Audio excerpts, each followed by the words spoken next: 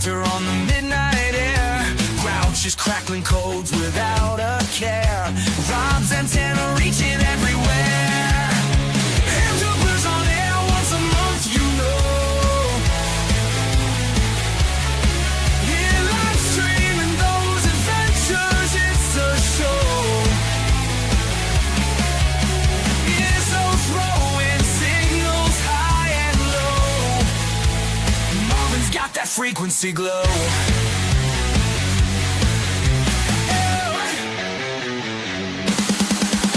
Salty wall with tales of static gold. Antenna tales that never get old. Every frequency a story told. These airwaves hotter than any bull. Hamburgers on air once a month, you know. Yeah, live streaming those adventures, it's a show. Yeah, so throwing signals high and low. Marvin's got that frequency glow.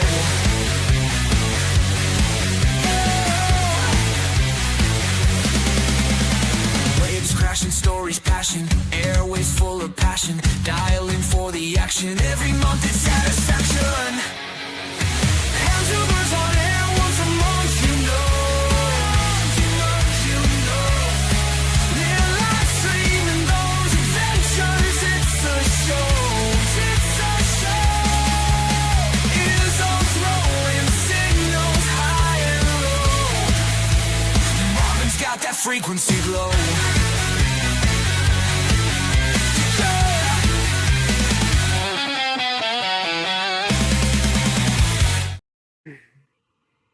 Marvin's got that frequency glow. I actually listened to those earlier today. They were really good. I remixed it in my head, and I had like a line in there about Toddy's got his buddy pole. Yeah, we gotta put that in there. That was a really good. Even though it's the AI buddy tune. stick, right? But we always call it the buddy pole. Buddy Those pole. are well done. So Gotta love AI. Grudge for that. yeah, Well, thank how's you. everybody doing? Yes, thank you everyone for joining us tonight for another Northeast Happy Hour. And by now, many of you know we're all ham radio operators in the Northeast, and we just like to get together, have a good time. We've been doing these monthly for a few months now, and trying to pick just a different topic once a month before we go off the rails. And this month, we picked operating in the winter, operating in the cold, because baby, it's cold outside. At least it has been for many of us up here on and off, and for our brothers and sisters down in the South too. They've definitely gotten a taste of winter and what we deal with up here. Yeah, I'm going, I got to go down to Arkansas, doing a 1-day trip there and back on Tuesday. And I was kind of bummed because I was like, oh, I'm not going to be able to do POTA, but it's going to be like 30 degrees down there for a high. And it's only going to be like 15 up here. So I was like, oh, not a bad day to miss a POTA activation. no doubt. I'll just be wearing my sweatshirt because it'll feel like springtime down there, but I'm sure they'll all be bundled up and probably shut down. I want to bring a few bags of sand. You might actually get some. You might make some really good money. Yeah.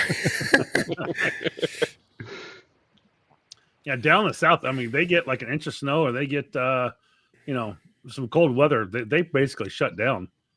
Oh yeah, the word is panic, Marvin. Panic. They panic. They don't shut down.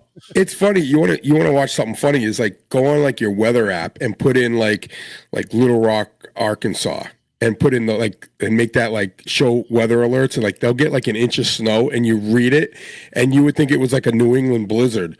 Roads will be hazardous. Stay off the roads, impassable, and I'm like, you're getting 1 to 2 inches of snow. But they literally have no way. I mean, I lived in Tennessee there for a few years, for like 6-7 years. And I mean, we got like a foot of snow that one year, and they literally shut down pretty much everything for like a week. And stores would close at 5 o'clock because the roads would refreeze at night and get cold and become a little icy and stuff, because it would warm up enough during the day to melt. But they have no way to plow it. They never plowed city streets ever, not once. Do they have plows? Yeah. You know what a shovel is? the state had some plows to do the main highway through town. Yeah. That was literally it. So I was like, well, what do you do? So I literally had my own tractor and bucket and blade, and I just moved it myself on some of the city streets. So Yeah. Nice. Send them a bill. yeah, right. I'd go do neighbors' driveways. I mean, I had 2 neighbors that didn't even have snow shovels. So Wow. yeah, right. We're used to snow up here. I was hoping, I'm like, wow, if they get like an inch of snow, I'll be able to cruise down there and back real quick because no one will be on the roads except me. I know where I am in Western New York, in Rochester, part of the snow belt across New York. We have no problem whatsoever driving in the winter and in the snow. That's not an issue. Where I get nervous is, God forbid, it's ever sunny up here and stuff, because people don't know how to drive in the sun. I swear, like if we get like a nice day, that's when people are all over the place. They actually have some sun for once. So, Mike, is there truth to the fact that you guys get worried when the snow elevation reaches the tip of your car door, the top of it, or is it a little bit beyond the roof? I can't remember what the. Yeah. Now, Mike, I just got to tell you that the worst drivers in the country are New York drivers. I used to think it was Mass driver. I used to always think it was New York. Then I'm like, wow, I came to Massachusetts. But I think New York drivers are maybe not so much upstate New York, but at least down in the city area, they're horrible. Well, no, there's parts in New York like Albany, and I spend a lot of time out in Albany for work, and that's closest to New England, right? Right. I mean, Albany drivers will try to pass you in the car wash. It's that bad. Like it's. I mean, Albany drivers are no joke. Wrong way. It all depends, and Long Island and New York is an entirely different Yeah, animal. they're not even like, they're like their own state, right? Like upstate's not as bad, but no, I hear you. I mean, especially this time of year up here in New England, if those of you aren't from New England, the sun at the angle, in the mornings and then on the commute home, it's like right in your face wherever you go. Yeah. Like it's like you can't even use the visor and your sunglasses. I mean, half the time I'm driving like this just to see where the car in front of me is. My regular sunglasses and the visor aren't strong enough. I have to use the same lenses that we use in welding helmets to be able to see the road. That's how bad. Oh, that's funny. Nice. But I don't know about you guys. Have you guys gotten much snow? I mean, Mike, maybe you, but I know around here we got like barely like an inch on the ground. Oh, it's coming. It's coming this weekend. Yeah, we had dusting. I said we had dusting here probably like an inch or two, like a week or two ago, and it was enough to kind of just go out and just take the shovel and shovel it away. But yeah, other than that, it's all disappeared and there's nothing here. But yeah, 3 to 6 inches this weekend they're calling for here in Western Mass. Yeah, I think it's anywhere between like I've seen 3 and 8 here in like southern New Hampshire, eastern Mass. So who knows? I mean, these weather guys, they'll say a lot of things, and then we'll get a flurry.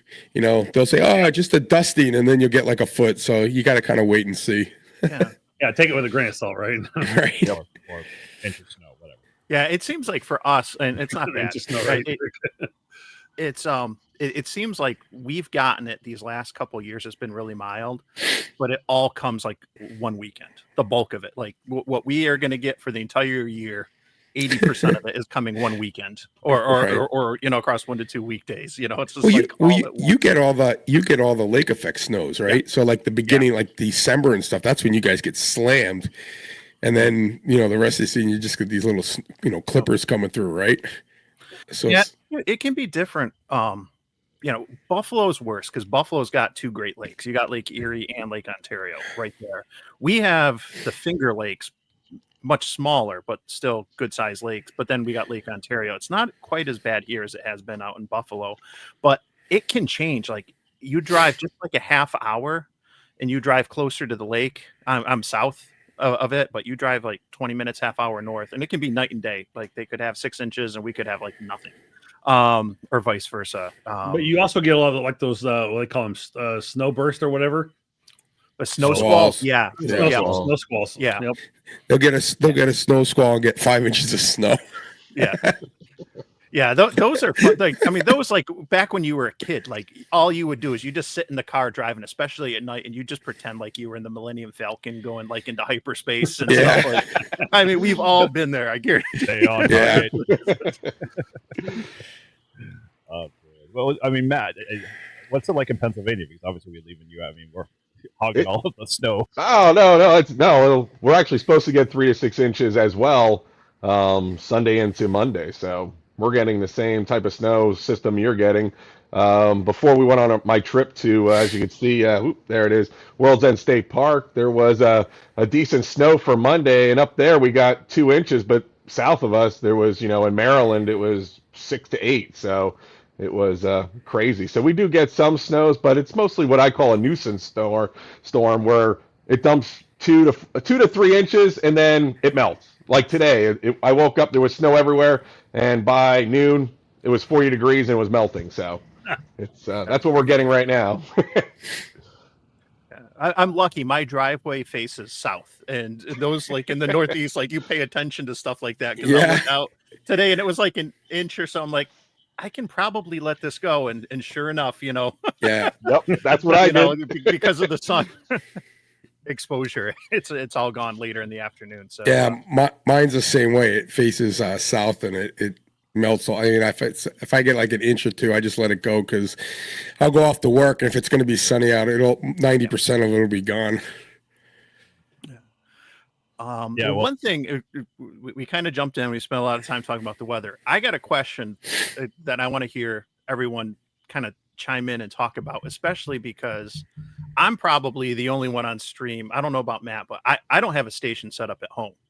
And I know that if we start talking, first of all, about POTA and activities like that, portable in the winter, we could go on forever. But I want to hear what you guys who have stations set up at the house, kind of what some of the prep work is that goes into planning for the winter, if there's like any antenna maintenance or anything, and then kind of how you deal with some of the stuff like with the winds, ice storms, and everything like that for the home stations. And so Todd started snickering, so I want to hear from Todd first. I was gonna say I can start off first because most of my mornings I spend like selecting my wardrobe, because I got to feel comfortable when I'm sitting in the chair for at least 10 15 minutes before, and then I go down and I decide whether I'm going to do French press or just the regular K-cup style of coffee. And then, as I mosey on down to my shack, everything's already on. So I just kind of look back and decide, today looks good day for 20. So I don't know. Does that kind of answer your question, Mike?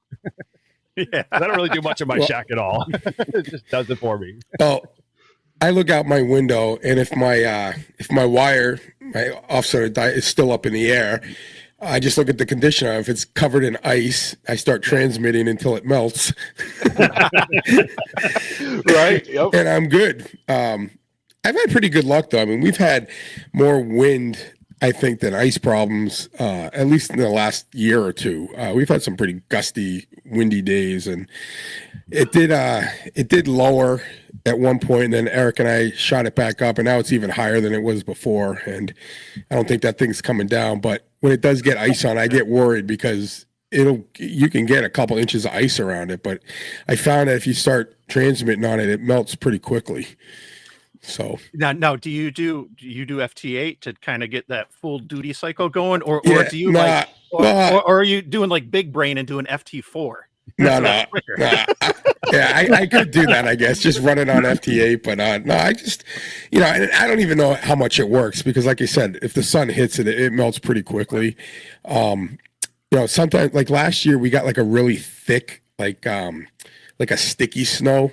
Like the shit was on like glue because we had these birch trees on my road that bent over, and I couldn't get down my road because they were like crossing the street. So I'd get out of the car and I'd literally grab and shake them, and the snow wouldn't come off. I was like, what the hell is with this? Like it was like glued on there. So that was one I was a little worried about. I was like, wow, this stuff's not coming off the trees. It sure as hell ain't coming off my antenna. But we were good. What gauge wire do you have on that, if you don't mind me asking? And this is one of the things I'm curious about, because if I do put something up at the house, most of the stuff's portable. I'm using 22, 26 gauge wire, light stuff that's easily portable or whatever. But do you use like heavier gauge wire on? What wire for what? For the antenna? For the antennas. Yeah. Oh, it's probably 10 gauge. Yeah, it's not that. It's not that big. It's not that heavy. Okay. Yeah, it's not that flimsy, thin stuff that I usually end up using for portable. I mean, it's more, it's thicker than portable, but it's not like anything. It's I mean, it's not super thick and it's not like heavy duty. I mean, it's just a thin wire. My last Gotcha. antenna, I had a 14 gauge, that THHN whatever from like Home Depot, just using that. But I think this new one I've got, it's from Vibroplex. It's a power fed, in-fed half wave. I think it's using more like a 16 or 18 gauge. It's a little thinner there. It's the stealth wire. It's actually the stealth wire, antenna wire, and that seems to be really good. It seems like it's pretty strong, and I'm literally, I'm probably strung out about 30 feet from the tree to the balun, and then it's stringing out another 132 feet from there. So I mean, if I get snow or ice on it, yeah, I could, have, or if I have one of my big trees around me, it could very easily fall down on it and snap it. But so far, I've had a lot of winds. I haven't had anything like that happen so far. But I just put up the other antenna. I think it was last week or the week before. So I went through and I made sure it was all sealed. I just did a short video on YouTube this last week about a product called ProxyCast. Yes. For coax sealer. And I really like that stuff because if you go get the old coax sealer, that it's more like think of like a clay almost, and it comes in a big coil around stuff, and you peel it off and you wrap it around there. It kind of becomes real goopy and gunky and it kind of sticky, and you try and take that off when you're done. When you want to replace the antenna, it is just absolutely horrible stuff to try and get off your coax and everything. So I went to this new stuff about a year or so ago, and I really like it a lot. And it's been really good for me. It's really easy to just kind of take and just peel right back off when you're done. So I always make sure I weather seal all my coaxes and antennas that I have out in the different places. I've got a dipole and I've got a vertical both. Probably every 3 or 4 years, not that you have to, it's probably worth just taking them off, checking them, make sure everything's good for like a home station. You say I just literally I just get I come down the shack, I hit tune just to see if I'm still like below 1.5 to 1, and if it goes above that, then I know the antenna fell down, and then I'll go out in the woods and figure out where it fell down. But I mean, both of mine are visible. I can see them all the time. I looked at that tonight and thought, oh, my antenna looks like it's a little lower, and like, oh no, it's just the angle I was sitting at. But so I check on a regular basis. But it's not a whole lot you have to do. Yeah, knock on wood, my antenna has not fallen down yet, but I put one up when I first got an antenna. I had a 1984, 1982 MFJ, mighty fine junk antenna. We all had one, and that one fell down more than grandma's pants when she was like at one of our family reunions. But the idea, I just was like, all right, I'm going to over-engineer it. So I put up pulleys and tow lines and springs and the whole 9 yards, and knock on wood, I have not had even like Todd mentioned, all the ridiculous winds and storm, frost and all that stuff on the lines. Yeah, I've used a spring in the past connected to I came from the tower off to like a short rope, and I put a spring in there because the tree would. What happens is sometimes when you connect to the trees, they'll sit there and have wind. They can move 3 and 4 feet sometimes. Yeah, it'll stretch. So I wanted to be able to give that room so when it blows a certain way that it's not going to snap that wire or stretch or pull that wire a little bit. So I have stuck a string in the past or a spring in the past on part of the wire just to be able to give it some stretch if it needed to allow for that. So I didn't. It wasn't so. Let's clarify the spring there, because I've actually had a few people actually say to me, like, you're talking about like a super strong, like door, like bigger than a this is like a screen door type industrial. of spring. It's a wicked light spring, guys. Don't go out to the store and buy one of those like springs a shock for your car. Shock spring. That ain't helping you. No.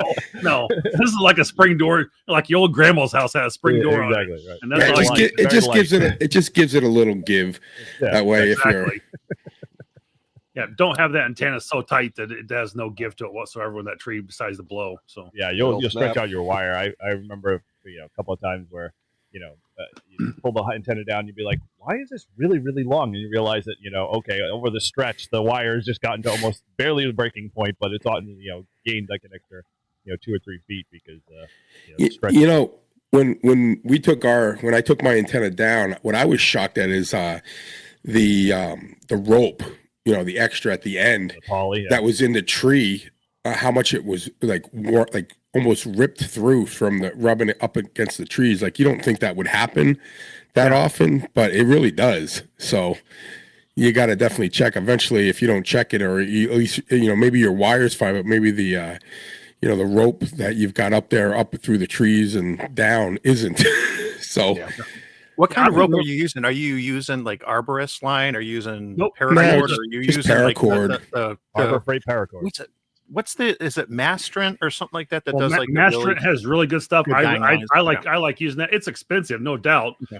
But there's also a Dacron cord that's really good. Dacron's great. That has a lot of UV protection built into that. And then the other one would be the 550 cord. I would highly recommend as well. Those are really good to use. Yeah, that's what I'm using, the 550 cord. And I said, literally, no, I mean it's not that, it's pretty cheap, and I've got my whole thing right now. It's on, I could actually lower it, from the tree and replace the whole thing, and then pull it through again. So it wouldn't, once it's up, the way I've got it set up, like to lower my antenna or take it up, it's on pulleys. So I can lower it, replace the rope, pull it through again and not have a problem. So, I mean, I would say like every 2 years, probably put it down and just check to make sure it's not fraying too much, or, just replace it just so you get another 2 years. Cause it would suck like in the middle of winter if all of a sudden your antenna came down cause the rope frayed, Well, actually, retired. Yeah, I was just, we were both trying to, there you go. One at a time. Here's why I can chime in. This is exactly what I have for my own antenna. I would say, if you got a lot of noise, two things with that antenna is that, remember, end feds, the better they are is the closer the transformer is to the ground. So if you can get your transformer, or at least the box itself, is lower, 3 feet or lower, you'll probably see less noise. But if you can't, then you got to use that ground screw and run a ground radial, because it needs, some way to bleed off the static, to be able to get, that antenna's performance back up. Try that, and I guarantee you'll probably get some better use out of that antenna, because that's a really good antenna. Now, isn't it also true that with like when you're using multi-band antennas that might be resonant on multiple, like they're going to pick up more in general, being multi-banded or not, compared to something that's mono-banded? Well, definitely. Well, monoband's definitely going to be able to. I'm trying to go back in my mind when Josh. That's what I'm saying. Thinking too. The same video. They had the guy who did the end from ARL. Was it? I know from a performance standpoint, at least a monoband antenna is always going to perform better than a multi-band antenna. But from a standpoint of multi-band antenna, you're going to get the performance of the harmonics, third harmonics, that type of stuff. But as it being better performer or not, good question. I don't know. Gotcha. What about you, Matt? What's your setup like at home? And talk to the antenna guy. Come on. Within the winter? Yeah. You should be when I answering had a base station, I ran an off-center fed dipole that I made, and I'd had no issues with sagging or any type of ice, because you're supporting it at the middle, and you have to keep that up. Unlike an end fed, where you're like Eric was saying, it should be roughly 2 to 6 feet off the ground for the best. And if you're still getting noise, then definitely run that ground rod and then ground wire to that, so it cuts that out. Yep. And so no, I'm right now, I love to do portable, but like Todd says, if there's ice on there, that's my biggest fear. It started sagging a little bit, and what I do is just operate a little bit of power, do a WinLink section or FT4, FT8, and it starts melting if there's no sun in the sky, so it works out. Gotcha.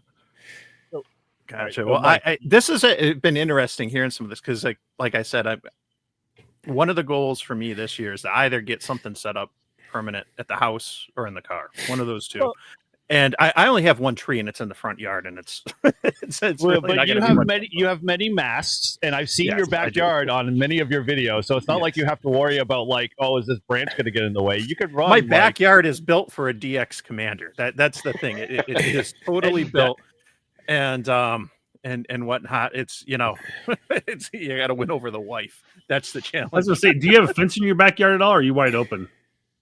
We do have a fence. We So, have 2 dogs. So take a mast of some sort, tie it off to one corner, or get like a piece of some type of like a chain link, the fence, the top rail, put 2 of those together, and then run a wire back to the corner of your house and put in the corner of your house, put it in an eye bolt and mount the ballon there for your end fed, and you'll be good to go. I mean, that would be a simple way to do it. Just run a wire out to the corner of the fence somewhere. Yeah, I have a fence my yard is shaped like a triangle. I used to say we had a pool. We took it out before COVID, and because it needed a lot of work. But our yard used to look like, I said, a slice of pizza with one giant pepperoni in the middle. And so we got rid of the pool, the giant pepperoni, and then we put in a huge deck and patio and everything. But there's a shed all the way at the end where it kind of comes to a triangle. And I could probably, put something up on, attach something to the shed to, get the wire up, a good 10, 15 feet at least at that end, and then run something from the top of the house or the corner of the house. I've thought about that. I was going to say, do like a 10-foot or maybe a 20-foot, 2 10-foot sections of the chain link top rail. And you can secure that with a couple of the, not U bolts, but like the U anchors, like you'd screw a pipe for like plumbing and, mount that to the side of the shed.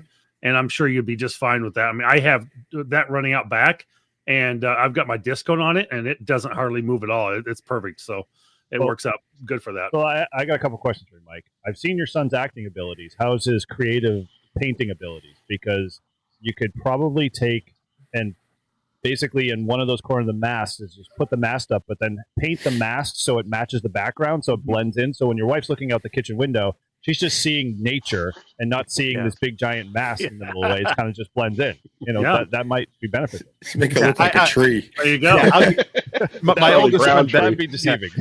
my oldest son Ben, who you're referring to, the kid can make anything with duct tape. I swear to God. Like if you give him, if he grabs a roll of duct tape, some cardboard, a Swiss Army knife, like you'd be blown away what this kid can make. It's amazing. MacGyver. I know. Totally. Especially if you could say, "Hey, get yourself out of the woods." There's some tape in the knife. Oh, for a future live stream, what maybe we should do one of these days is and now I'm starting to connive in my head. Like we can, I'll get some photos from the house, and we'll put some stuff up on the screen. We'll talk about what we should do, and I'll make my wife watch. And then we'll do the opposite. In the back of my mind, when I'm thinking about dropping, a couple grand and putting a 7100 in the car and everything else, she'll be like, "Just go ahead and do that." That'll work. Yeah, I do like bait and switch. I like that idea. yes, yeah. Let it become their idea, or just do this. Buy in.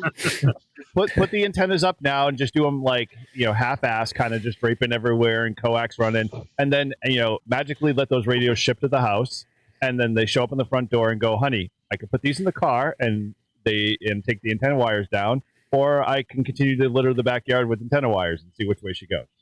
That might be another option. Yeah, I love it. But I love it. Cool. I'm getting some good feedback in the chat too. My wife said that if I buy her a new kitchen, I could put a tower up in the backyard. So which one's more? That's what I'm like. I'm going to need GoFundMe. I need a kitchen so I can get a tower, and I need to fund both. oh boy. Yeah, work that into the budget and you go to the banker, Yeah. Yeah. Oh, you can always paint a military mast. Don't worry about that. Yep. No, we don't have. So we got that one tree in the front, and that's it. So it'll stand. Whatever I do is going to stand out, but it's all good. And I know, like if it's just a wire, that's going to blend in. People won't. Yeah. The will or the way, because I live in an HOA and I've learned how to camouflage my antennas very well. And the only reason why the HOA knew that I had antennas was because I stupidly left the coax cable on the back lawn going out to the woods, and they just followed it. But I'll attest to that because he asked me to come help him take down the antennas, and I looked out. I'm like, "What antennas? Like where?" And he's like, "Right back there." And then as you walk into the woods, you see them all. I'm like, "Oh, okay, yeah." That was a sad. That was slowly creeping back in there, huh? That was a sad day for N1JUR, the taking down of his antennas.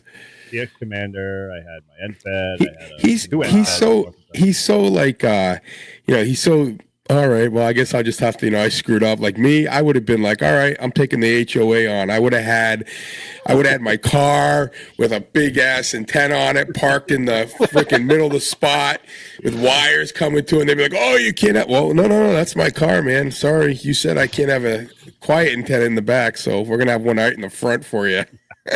Mike should do a full wave loop. Mike. Hey, Mike. Hey, here's a way idea, Mike. Do a like a flagpole antenna in the front yard. Put your big mercury flag out there. Yeah. Another way to just. I've got some huge pine trees in my yard. I was like, I wonder what would happen if I just chopped all the branches off, and it'd just be like a huge mast, right? And then I could attach it to the top of it. And you might have a dead pine tree in a couple. Yeah, right. Yeah. Well, how long would it last? A couple months. Not long enough. Just leave a tower. If you just bought a tower, you'd just be fine. leave the top branches just so it has a little bit of life to grow. Charlie Brown tree. Yeah. Well, there's 5 bazillion antennas. So this kind of dovetails into my point. Like, so Mike, what are you going to do in the interim? Are you going to try to do Winterfield Day at all? Yeah, I do want to do something for Winterfield Day. Whether if I can't make it out your way, I'll just do something on my own. You can make it out our way. Our club hasn't done anything for it, and really, no, they haven't. And I've been thinking, it's something, maybe next year I kind of take a lead on and maybe try to organize something in advance. There's the park in my town, which is in the Erie Canalway National Heritage Corridor, so it is a POTA park, and we do some. I do a POTA workshop there for the club in April. We've done it the last 2 years for the Support Your Parks weekend. It's a perfect location to play radio because, as far as a cabin's concerned, because you have a nice cabin, it's heated and air conditioned, restroom, full kitchen, but it's got plenty of trees and open space to set up antennas. And you also have, like that awning or whatever. And then you have a couple picnic tables with a covered roof over it too. So if you want to operate outside, we've been lucky in April, both times we've done it. Actually, I shouldn't say no. The first time was gorgeous. It was a little bit cooler the second time around. We didn't have any rain though, at least, but you get the option to be outside or inside. And, so whether it's doing something like that, where you're at least going out to a park, setting up, or just, if there's enough people got, ice huts or some other things and want to go set up and do something a little bit more adventurous. I know some great spots that are both SOTA and POTA, and you can, hike up 20 minutes or so. It's not that bad. And, Christ, I did it with the 71 or 710, it's like 710 with no snow. Take your wagon. Exactly. So, and I got as long as there's snow, I can bring the sled. I got one of the ice sleds to haul the gear. So it's, there's plenty of options, but yeah, I might have to take the lead on that. The winter in general, it's just a challenge because of basketball for my son. And there's games, either 2 games every Saturday or every Sunday. And we don't always know until a couple weeks before when it's going to be, so it makes it a little bit of a challenge, but I'm not coaching anymore, so it's easier for me to bow out and miss a couple games if I needed to or something like that. I would want to be at the games, but I don't have the level of commitment I had the last couple of years, so it's nice. Yeah. We'll see. Okay, so you mentioned obviously setting up huts and stuff like that. I have always professed myself as a person who likes comfort. So especially when it comes to wintertime, I do not like to be cold. I don't want to be wet. That's just kind of the way I'm at. So the only thing I always not so much request, but it's almost mandatory. And I think a lot of our club obliges to it. Is you got to have comfort, you got to have nice chairs, you got to have the buddy heaters, and if you don't have that, let's go hot tent. And so everybody in our club's pretty much stepped up, and you can operate in 70-degree temperatures inside the tent with no bring your t-shirt. Exactly, t-shirt and maybe shorts is really maybe what you some need to wear. shorts too. Yeah, although I don't know, this year we're going to be a little bit higher up in elevation, so I think it might be a little colder. So you might actually have to wear like 2 layers when you're in the tent, but it still should be good. We're looking forward to it though. It should be fun. Yeah, dude. Yeah, we'll be on our best behavior now that we have the field day president there. I know, like what an honor! Like the head of Winter Field Day is going to be. He's going to be by the book. Yeah, we can't slide. Hey, we're just going to do a little FT8 on the side, but not count points. Right. Oh, he'll be able to cheat. We're just warming up the wires. That's all. Winter Field Day police have showed We're up. melting ice. We're melting Get the ice. ice off. Yep. Hey, how do you find the band, please? Where can I get somebody, Mike? Yeah, I know. I use WinLink. I just use the neighbor's telnet, and I connected their Wi-Fi and sent myself 4 emails. That counts as points. Oh, I'm sure there's people that do it. I have no doubt. I'd like to think there's more integrity than that, but I'm sure there's a few that are trying to skip by somehow. So, I mean, we catch Mr. people. Mud's in the chat, and oh my god, he deals with cold, and I've seen a couple of his videos. I mean, it just we get some days where it's in the single digits or it gets below 0 Fahrenheit. But some of his up in Kent where he is, oh my gosh, he knows the cold inside out. That's for sure. yeah. And he's got a good channel too. So if you're not subscribed to Mr. Mud, definitely subscribe to him. I'll try to drop a link in a minute. I tell you, like this last week, getting up for work, it was like 6 degrees, 9 degrees, and then like the other day, it got like to 34 degrees. It felt like springtime. I had the windows down in my car. I was like, damn! I took my jacket off, and I'm like, wow, it's 35 degrees. It felt warm because we had like a week of nothing higher than like 20, right, Eric? I mean, it was about. It was bitter, and it was whipping winds. Yeah, the winds, like just ridiculous. I was coming out of a meeting, and it's like 15 degrees outside with like a 40-mile-an-hour wind, straight, nonstop, blowing right at my face. Like I was like, this is the goddamn worst. Although that weather's coming for field day weekend, so just wear a few extra layers. You'll be okay. It looked like I looked at the weather for Francistown. That was going to be around 30 degrees roughly. So yeah, but where Ralph lives, you go up another. Trust me. I suppose. Yeah. So let me give you the kind of the lay of the land with our. We have the winds up there too. Oh yeah, 1300 ASL. His house. He's shown me pictures on an average day of like when he gets rain and sleet and snow on one side of his house. It literally looks like when you see photos from the highest point in Antarctica where like the doors are frozen shut and like the ice is like horizontal. That's what his house looks like on a average day. Although it's been knock on wood now, not as bad as that. So we might. Look at Marvin.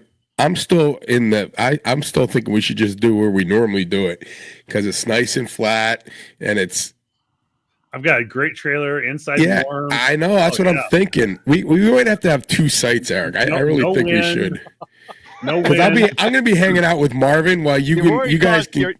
You're VP of the club and you're already causing division. My God, what's wrong with you? I'm just saying, I'm more on the. You're talking about like comfort and stuff. I mean, I don't know why you're pushing this Ralph place up in like crazy weather where we could be sitting in Marvin's trailer, nice and warm. I walked in this new trailer. I've just completely insulated it, top to bottom, sealing everything. And I walked in the day and it was like 40-some degrees in there. And it was like 16 and wind blowing outside. It's like it felt really good inside that trailer now. So that's awesome. I didn't even have the heat on in there. It was comfortable. So Eric, we haven't officially made the call yet, but as far as I know, we're still on. I went up to see it. Like, so Ralph always talks about it, and he's like, I'm like, hey, I'm going to be driving through. I'm like, you might not stop by. He goes, oh yeah, come on over. And it was a nice day out. And I got up to his house, and it was still a nice day, but the wind was brutal. And it was probably 10 to 15 degrees colder than it was at the bottom of his driveway. I couldn't believe it. I was like, what the hell did we walk into? Oh, this is the way it is always. Like, Wow. so it because he's kind of like where he's up. He's like overseeing all the other hills, and there's like a valley between them all. So that wind is coming down these mountains and coming right up to him. So it's pretty breezy, but nothing I'm just nothing trying you to can't think, handle. we're all getting older, and the problem is trying to get your antennas up high enough to make contact. So, being at 1300 ASL, like I said, you could literally just throw it like over the banister of the railing of the house and still be able to like contact New Zealand. Right, That's but if what I'm looking at. again, Eric, if the bands were like terrible, but they've been They might- so good, like it's really not going to make that much of a difference. Okay. Seriously. Right. Digress. We're not going to sell it on this. All right, Marvin. this Look, live stream. I got a little bit of yard. We could set up your trailer, and we could work out of my house if you want. Outside, off grid. I got room for 2 stations, a 100 amp hour battery, and solar charger. So There you go. We'll be good to go. But if I were to show up, I will show up with 1.2 gigahertz and 900 megahertz, and that's where 1300 feet comes in very, very handy. yes, So, Especially all for Mike. especially if there isn't dense vegetation and any of that that's going to attenuate at the UHF frequencies. He's got a little pasture up there. Yeah, you'll be good. So you and Eric can go hang out there, and Marvin and I'll stay in the warm sections of the state. While they're in the frozen Ralph's- pasture. It's not like Ralph's house is a little shanty in the middle of nowhere. I mean, it will be fully heated, and you'll have a full like bathroom and warmth. So, if you're the wussy type and you can't handle a little extra wind, then you can go hang out inside Ralph's house. He'll gladly give you a cup of coffee. Aren't we supposed to challenge ourselves on Winter Field Day? Yeah, right? Is like self-care like a class or a multiplier or something that I'm just It should not be. yet, It but it should may be. have to be here. That may be next year's objective. Self care is going to be how We're comfortable operating are you? Two spa. Hey, Chris, how's it going? Hey, Chris. Now talk about Winter Field Day from inside your van. Now that's the place to do it. Yeah. Yeah, oh yeah. Dude, man. When you turn that the kilowatt on, you don't even have to worry about running the heater in the van, do you? Oh, you went mute. We lost your audio. Lost audio. Turn the audio on. Where's the mixer? All the power's going to the kilowatt. It's currently operating. You were no, nothing now. You just dropped You're out so somewhere. good for a moment. Well, yeah, it's funny. I was watching. Chris posted a couple of links on I can't remember what channel or on his Facebook page, and it's like the wind. It was on top of Killington or something like that, and the snow is ridiculously horizontal. And I'm like, okay, that's a little too intense for me, and I might have to consider something different. But yeah, he operates in those conditions all the time year long. Yeah, so that's what's going to happen on Winter Field Day for you, Eric. You're going to be up at Ralph's with horizontal rain, and Marvin and I are going to be nice and comfy down at Mike's place. Down the hill. Good luck. I'll make sure the porta potty gets dropped off then. So, we're talking about ham radio in the cold here a little bit. One of my questions is, I know I've got a mobile setup and Eric's got a mobile setup. And so it's fine that we can go out and work in the comfort of our home or comfort of our trucks and make it work. But I mean, Mike, you're out quite a bit in the cold or you're operating quite often out there. I mean, are you taking extra steps to bundle up and are you staying, keeping your equipment from snapping or getting too cold and those sort of things? And maybe you're just not out on those days, but do you worry about some of that or the radio being really cold when it's outside? Yeah. The first Winter Field Day that I did, so it wasn't last year, I think it was the year before. Excuse me. It was it was really, really cold. And I walked away from that putting in a really strong value on good socks or warm socks and boots, because that's like if you're operating HF from the car. I learned it was freezing last January in the VHF contest, but I remembered halfway through, I can run my car and it's not going to create the interference that it would on HF, and I could run the heater and warm the car up a little bit, but don't have that luxury with HF. And I don't have crazy expensive socks, but I got some good socks and good boots that would and it makes a huge difference. Obviously layering and everything, but the extremities, your feet, especially in a car like that, those go quick. Like but those if you're operating, I mean, do you go out in there? Are you operating in like a park shelter or a picnic table sometimes during the winter, where you get your hands and you're trying to type or something at a keyboard? And I mean, most of the time it's from the car, but when I do it from outside too, like, definitely like the hands. I have gloves, like the fishing hunting type gloves where the fingertips you can peel those back. Yep. And I just like having that the icons are touch screens. I'm used to logging with my phone. I prefer, like, that's how I started, so it's kind of a habit. I've done more logging on a computer, but I'm used to just one hand on the mic, one hand on the phone, and you gotta kind of have the fingertips. But like, but yeah, I'll make sure like at least one hand's covered in full, the mic hand, and then the other one, and then I'll switch them back and forth, if I'm outside and it gets there. Because I mean, it doesn't have to be that cold. Once you get like 30 or below, like you're out there for a half hour with your fingers and hands. Here's two tips that I've learned when I had to force myself to go out and operate before I decided to put HF in the truck. Is that I used to take like the small little like heat packets and stick them in the inside of my gloves, so the hand that like had the fingerless side of at least the main palm of my hand was like warm enough that no matter what I touched, I wasn't like transferring cold back to my skin.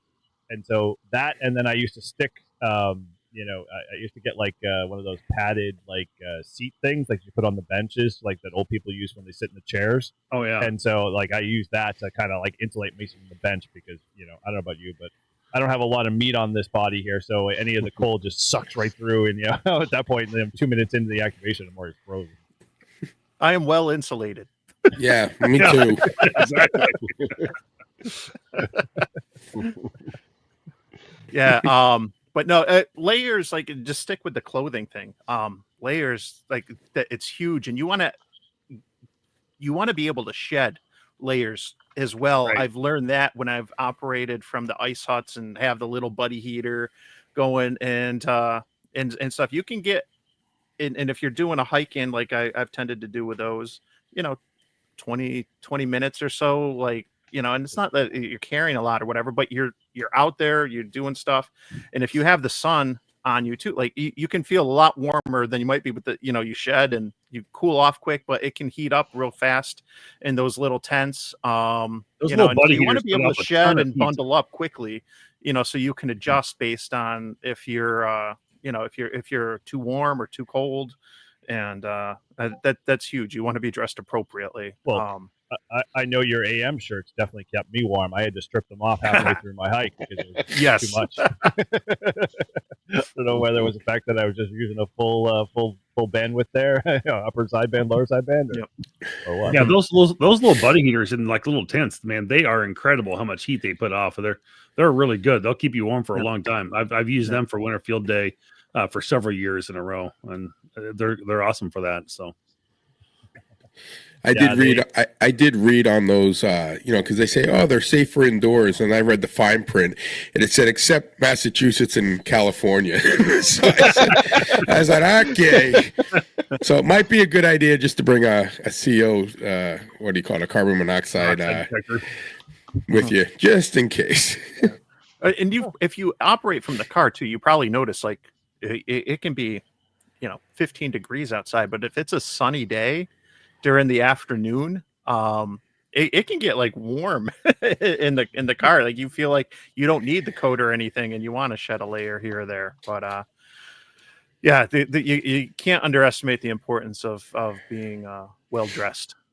So doesn't have to be the bow tie, And I guess I'm gonna stress that from the winter field days side, is that that's obviously coming up not this weekend but the following weekend, and we put it in our message out there as well that we do want people to be safe, to look out for changing weather conditions, dressing warm, not getting frostbite, make sure you got plenty of food or shelter to if you got caught in a storm or something came up and you couldn't get out for some reason.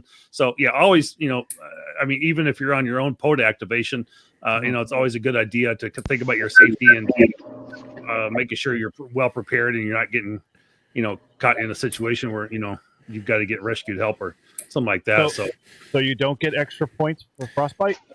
no. And if you have to get rescued, you delete everything. It's a You're huge deduction. Disqualified. Negative, yeah.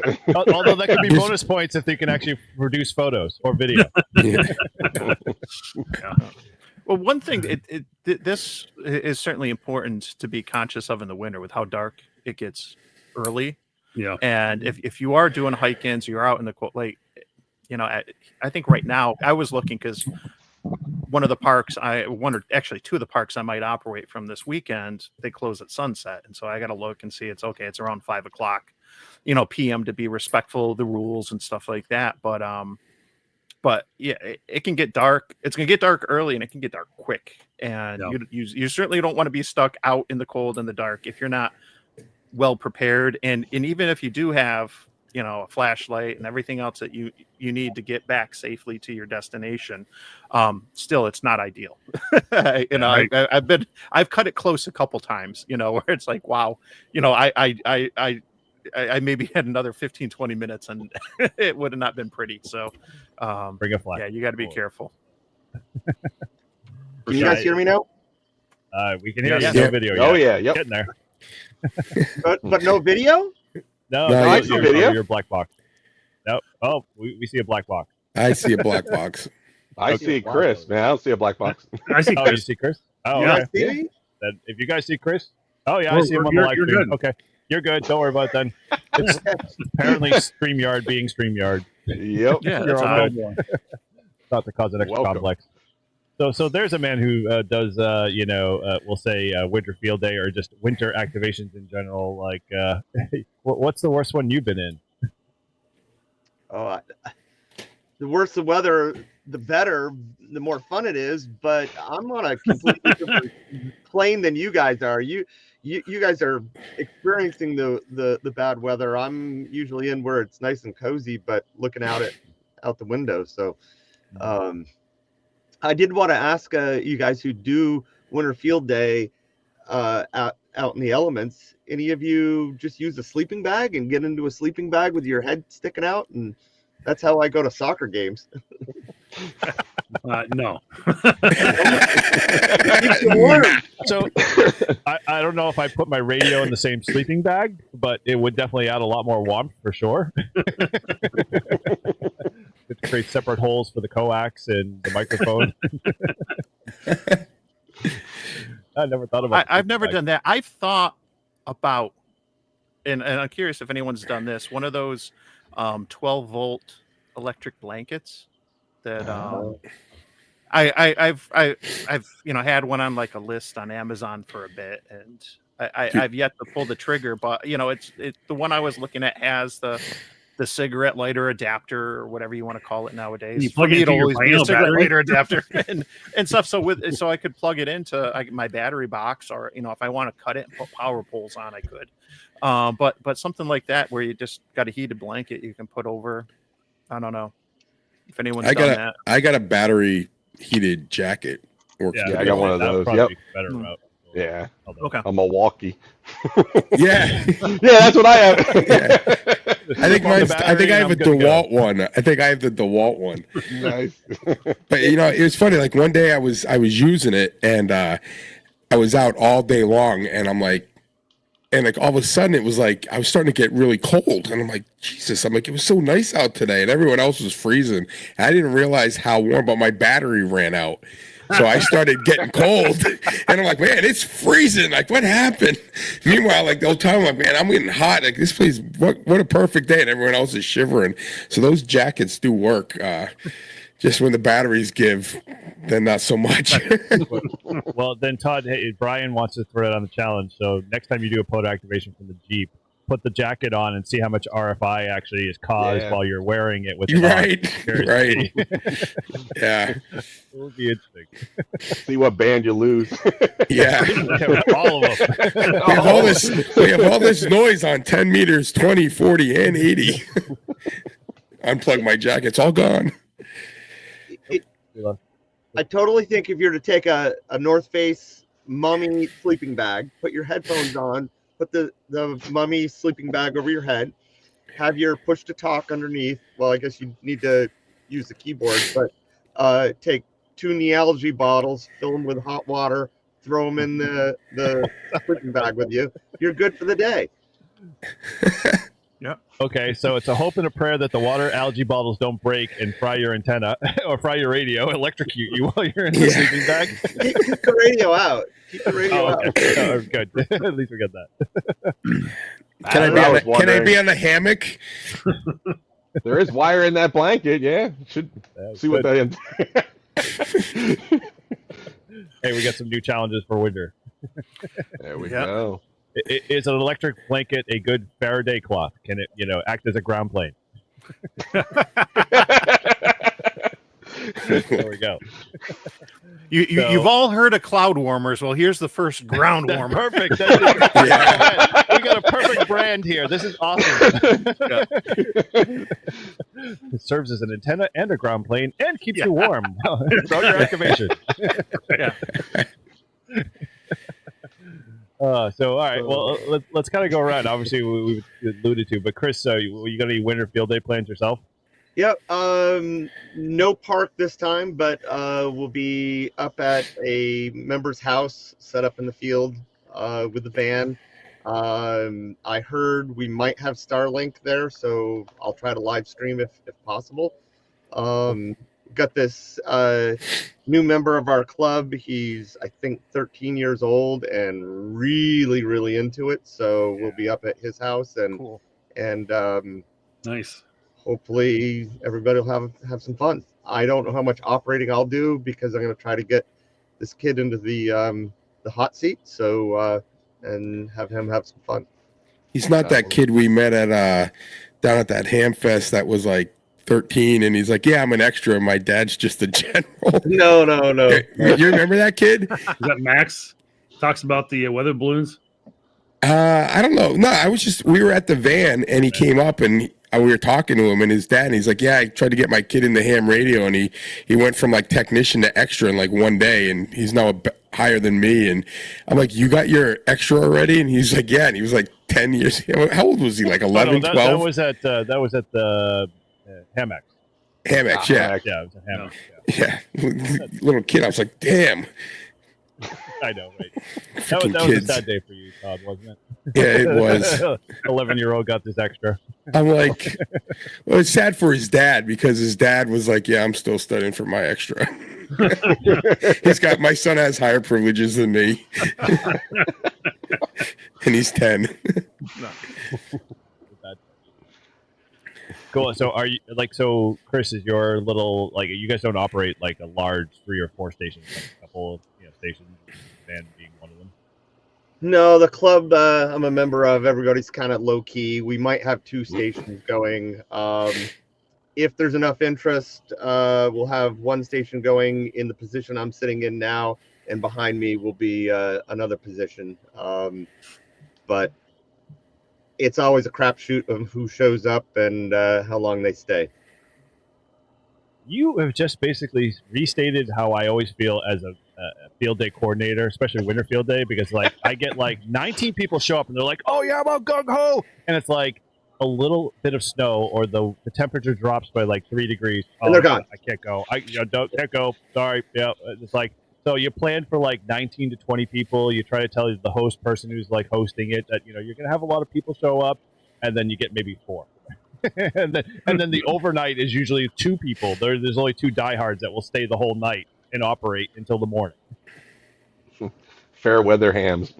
So, congratulations for summertime. KQ4ZMN. Congratulations. That's really cool. I got my tech at age 11 or 12, somewhere in there. Glad to hear it. I'm glad to see some youth involved. Dude, keep it going. I got mine when I was 44. He beat me by 30 years. That's awesome. No, that's great. To learn, yeah, Mike. He'll have his. I'm pretty sure that he'll have his extra before me. No, I love you, Todd, but we can't keep that segment going on our show forever. Like, it's eventually going to get we're going to get through all 500 questions. You can get rid of that segment if you want. I'm not the one. You guys are the one pushing it. Yeah. because we're all Hey, experts. it's a good time to be a tech too. With how 10 meters has been, Yeah. in the solar cycle, and then right now in the winter, it seems like it's usually better in the winter than it can be sometimes in the summer. And there's a lot of activities like the VHF contest this weekend, Winter Field Day, like where you can get out and make contacts on 10 and above, and still have a really good time. 10 has been hopping. Yeah. Yep. Freaking awesome. Every time I get on 10, you're always going to find somebody. Somebody will always pick you up no matter what, even when you think the band's dead. Well, since we were talking about 10 real quick, and I know this doesn't apply to Winter Field Day, but what you guys doing anything on 12 meters at all? And have you noticed that? Is that pretty similar to 10?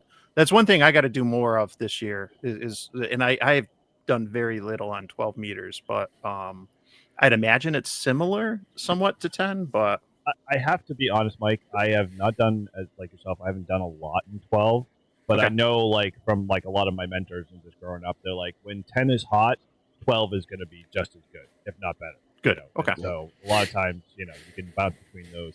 And this is one of the kickers for me because we have a guy in our club who just finally got his N1cc, and I was like, oh man, this shouldn't be that hard. I got it like 10 bands, 10 contacts. I mean, come on, like I should be able to do this, no problem. But every time I go out and operate, 20, I'm on it. 20, I'm on. Like, and then maybe I'll remember, oh yeah, we have other bands in my arsenal. I should go to 10 and try 10.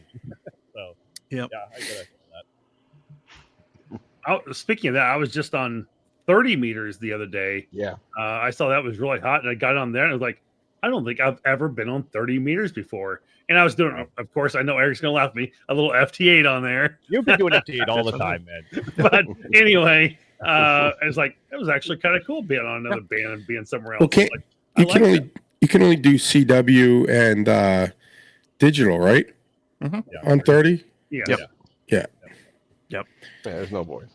Yeah, my Oh, experience on 30 has just been FT8, FT4, and WinLink. That's what mine Yeah, is. WinLink. Yep. But I've been doing it more because I've done this challenge myself for this work band Wednesday, trying to do the work bands 12, 17, and 30 on Wednesdays. And it's been neat because I feel like I'm going to learn about propagation, whether I'm operating because it's a Wednesday too. It's a work day for me primarily. So I'm either going to be out at the park at 7 a.m.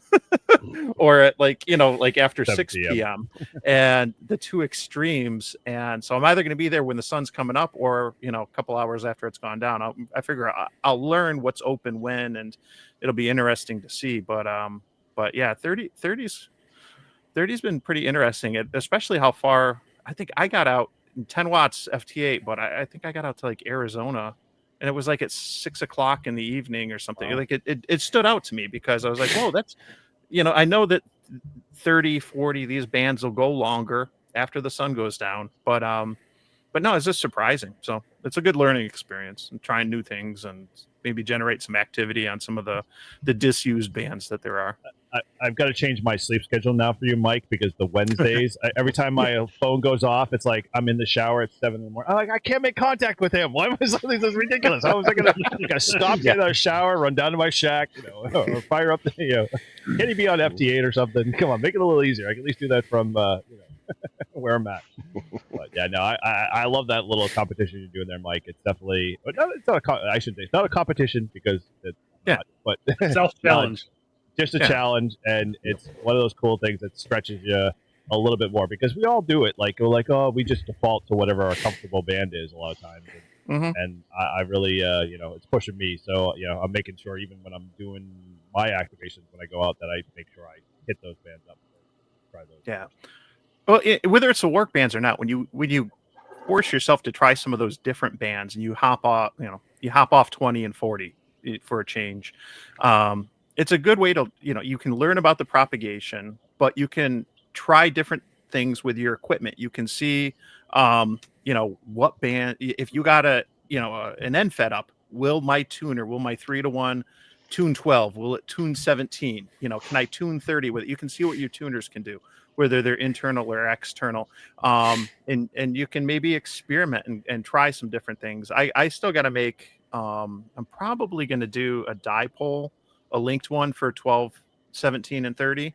But you can experiment. You can do an end fed and just link it for 12, 17, and 30. I have an end fed now that's linked for 17, 20, and 40. So I can at least do 17 as a vertical half wave with that if I want to, or a sloper. But yeah, no, it like I said, it's a good way to learn, experiment, and just try something different. Yeah, forces you definitely to grow and expand. For sure. And that's one of the things. Now I'll bring it back to Winter Field Day. That's one of the things I really There we go. appreciate is Winter Field Day. I think does a really good job of encouraging operators to try different things, make that Absolutely. satellite contact, get on some different bands, things like that. That's what I was gonna only. say. Oh, go ahead. I was to say I was only able to go out the last hour of Winter Field Day because of basketball last year, but I did JSA call for the first time. I was like, if I only have an hour, I'm not going to look at this as a competition. I'm going to just try to do something new and different, and that was cool. It was fun. That first experience doing it was at a park on Winter Field Day. That's why I say like, we eliminate the FT4 FTA, but it gives you an opportunity to go do PSK, RT, TY. This year, our Winter Field Day bulletin is going to be transmitted via Olivia. And the other thing was that we ask you to work 6 different, as one of the objectives, to work 6 different bands. And so it's telling people, hey, there's more than just 20 and 40 here. Go do some other things. I think people often forget for Winter Field Day that you do have like VHF and UHF and 220, 1.25 centimeters, those type things, and 900 megahertz. You can work 6 different bands pretty easy. Obviously, you got to have the tools for 1.25 or 900, but and I don't have any equipment that would do that. But still, it is a band, an availability that people can try and do something different, and we do like that opportunity to give people some new things to try, and we'll continue to come up with new things hopefully every year that kind of gives a creative challenge to people. As I've said in several of the other videos, that you can set up your WingLink station at home real easy, and you have it running all the time. But go set it up in the field and make it work with your laptop or something. It may not be quite as easy, at that point. So it's nice to have that challenge out there. Can you give Chris the bad news? Yes, Winter Field Day is only 100 watts. That's okay. That's okay. Right. but it's 100 watt. Is that PEP? Peak envelope power, yes. Yeah, it is exactly. I'm just asking for those that have good antennas. Like Yes, we do specify that actually in our rules as peak envelope power. So for sure. Did you check for that in the logs? Because not, I was always running at 100 watts no matter what. Yeah, I'm sure that gets passed sometimes a little bit, but for the most part, Summer Field Day. I was doing the maths for my friend just got a mobile radio for 220. It's a 45 watt TYT mobile. Oh, yeah. And I had just got the elk log periodic for 1.25 meters.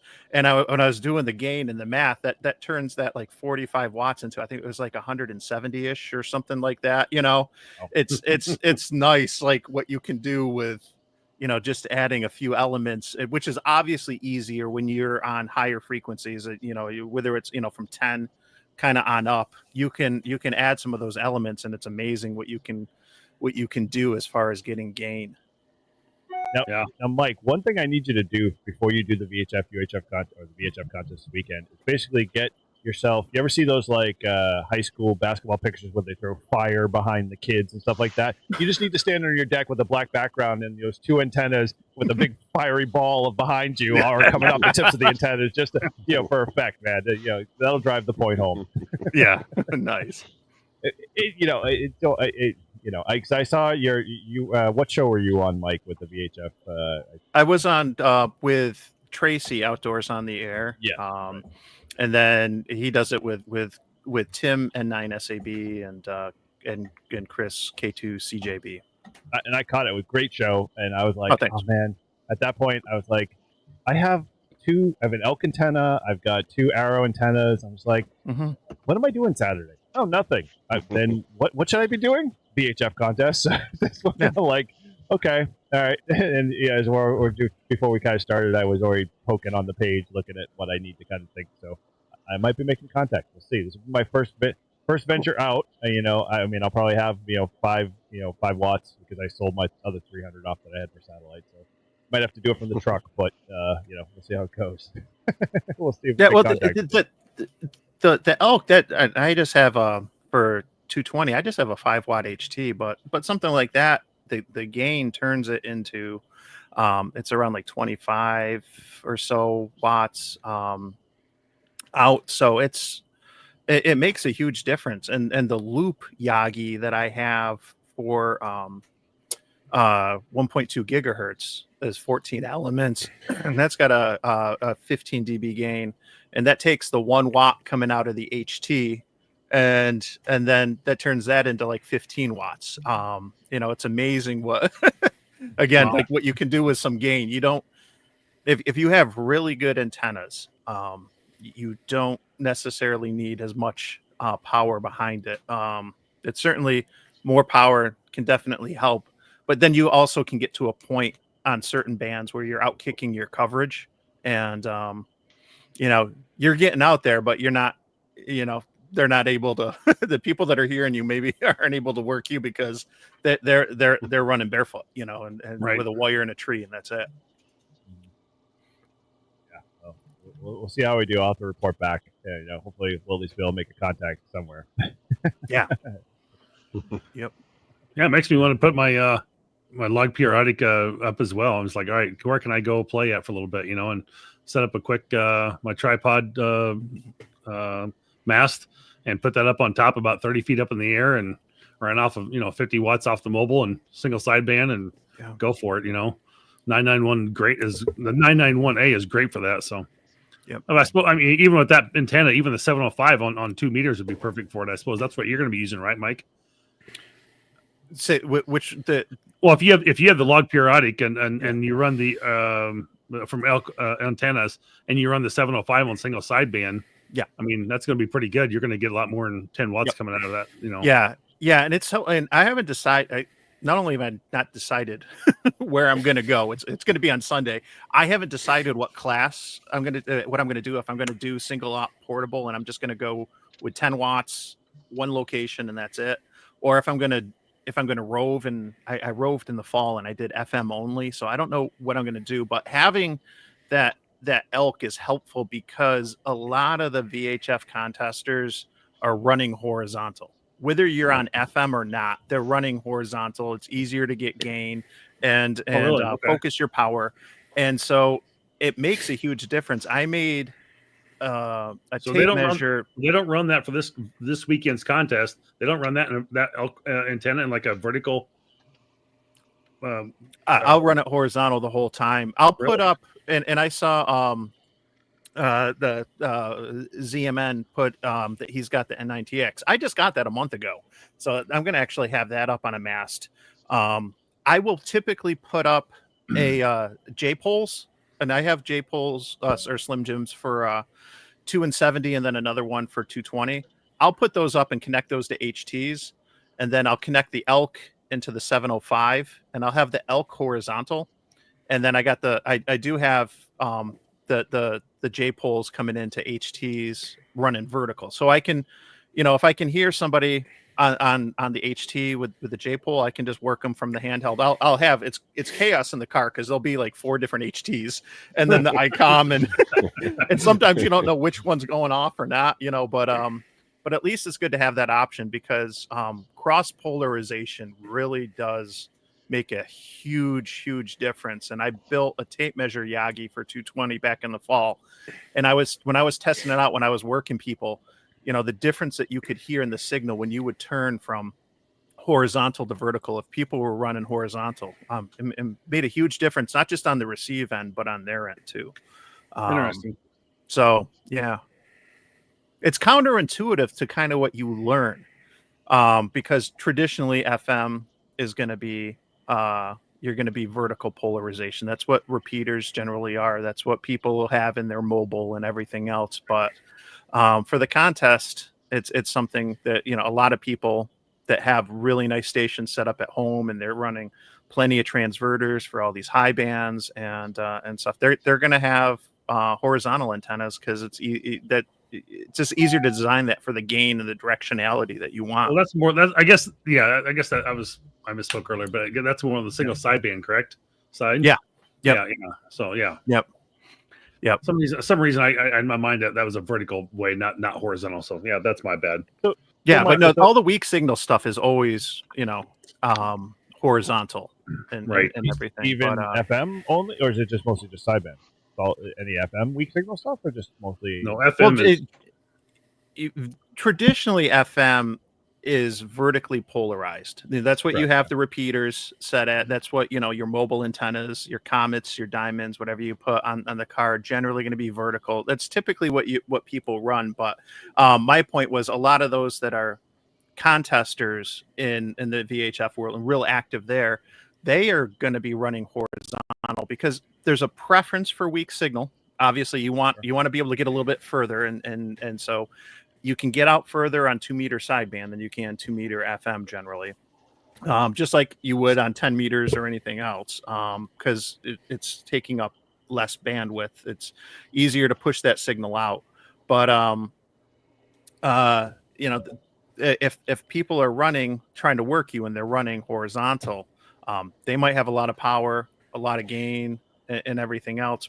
But that cross polarization, I think it can wipe out like 40 something dB in signal loss. And I've had to, I've held an HT horizontal, sideways, and that's the quick fix because I did not have an external antenna for 1.2 gigahertz the last 2 times, and so I always had to hold the HT horizontal because when you're running 1 watt, that makes a difference.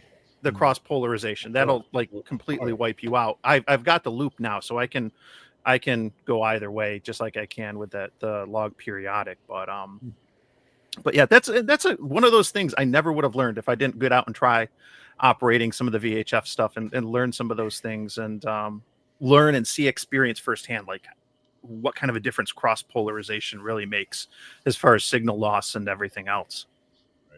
Hey, Mike. Yeah.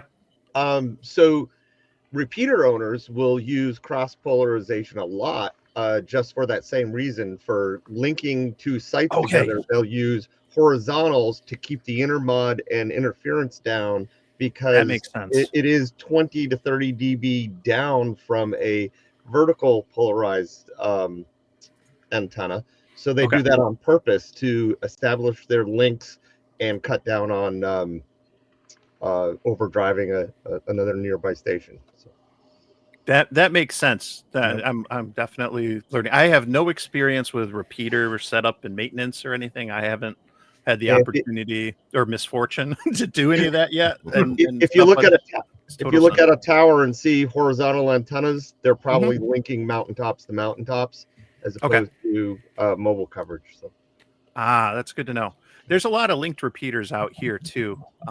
There's one in the city, Rochester, where I am, where they have 2 and 440, 125, and I can't remember if there's a 6 or not. That's all linked together and at some different sites. And but no, that's helpful to know. Cool.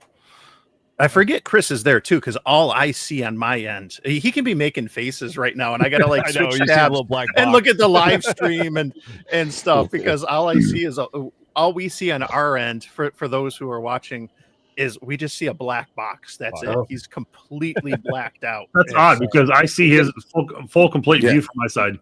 Here, because we're admins. Don't hop on, Chris. Yeah, you're good. Because we're admins.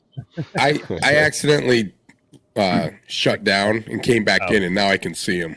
But before he was black. So if you log out and come back in, maybe you'll get to see him. I believe he's there. I don't think he's ad permission. Oh man. So all right, cool. Traditionally, so how many people, I guess, out of this crew have actually been to a official? I mean, outside of Marvin, because obviously he runs the program, have been to a winter field day or participated in a winter field day all weekend? Yeah, like I said, we don't. Our club doesn't do it, so I've never been to an event for it. Wow, this will be my first. Okay. Wow, cool. Good, awesome. Yeah. This will be the third year for us. Okay, and second year in a cabin, which is nice. Oh, yes. Nice. Dude, wow, that's roughing it right there. Maybe Dude, Todd, yeah, we go right. visit. Snow running. Maybe we go visit Todd. We go visit Matt. Yeah, come on Sounds down, like a Lake plan. Maximixon. You guys are such bandwagon people. Ridiculous. Whatever happened to being loyal? Where's the You're gonna go spirit visit- of Winter Field What are Day? you? What are you, ARL section manager? You gotta go visit all the sites to get bonus points? Oh. Oh man, yeah. So it would be my fourth year doing it. I think I was always against it as a kid. When I participated as a teenager, just because I hated cold weather. But now that I know that there aren't because I guess maybe I grew up in a club that they roughed it. They were like, no, we're going to set up a regular tent that you'd set up in the summertime, and they would operate out in the cold. And so you would have to dress in layers and stay warm to be able to operate. And hugging the radio was a thing. You were an Eagle Scout. Be prepared. You could hack it. Come on. So it's one of those things that I moved to Minnesota in like 2002. My wife kind of started introducing me to getting out in the ice and driving out in the ice with a vehicle. And then I had a couple, friends that say, hey, let's go ice fishing. So we go out and get in those ice huts. And then if you get way up north of Minnesota, they got like these cabins on 4x4 skids or 6x6 skids. And they're like 90 degrees in there, and you're literally in there in a t-shirt. And so we some of those ice huts are from Igloo and some of the other brands. They're so insulated nowadays. You put heat inside there, and you're just sweating. You got moisture dripping from the inside. They're so warm. So yeah, there's no reason that you can't stay warm inside those little things and make them work. But it's just, I think it's like to give you more shit than anything, really, Eric. So Actually, this is something we didn't talk about, but when I do it, you keep an eye on the radios for condensation.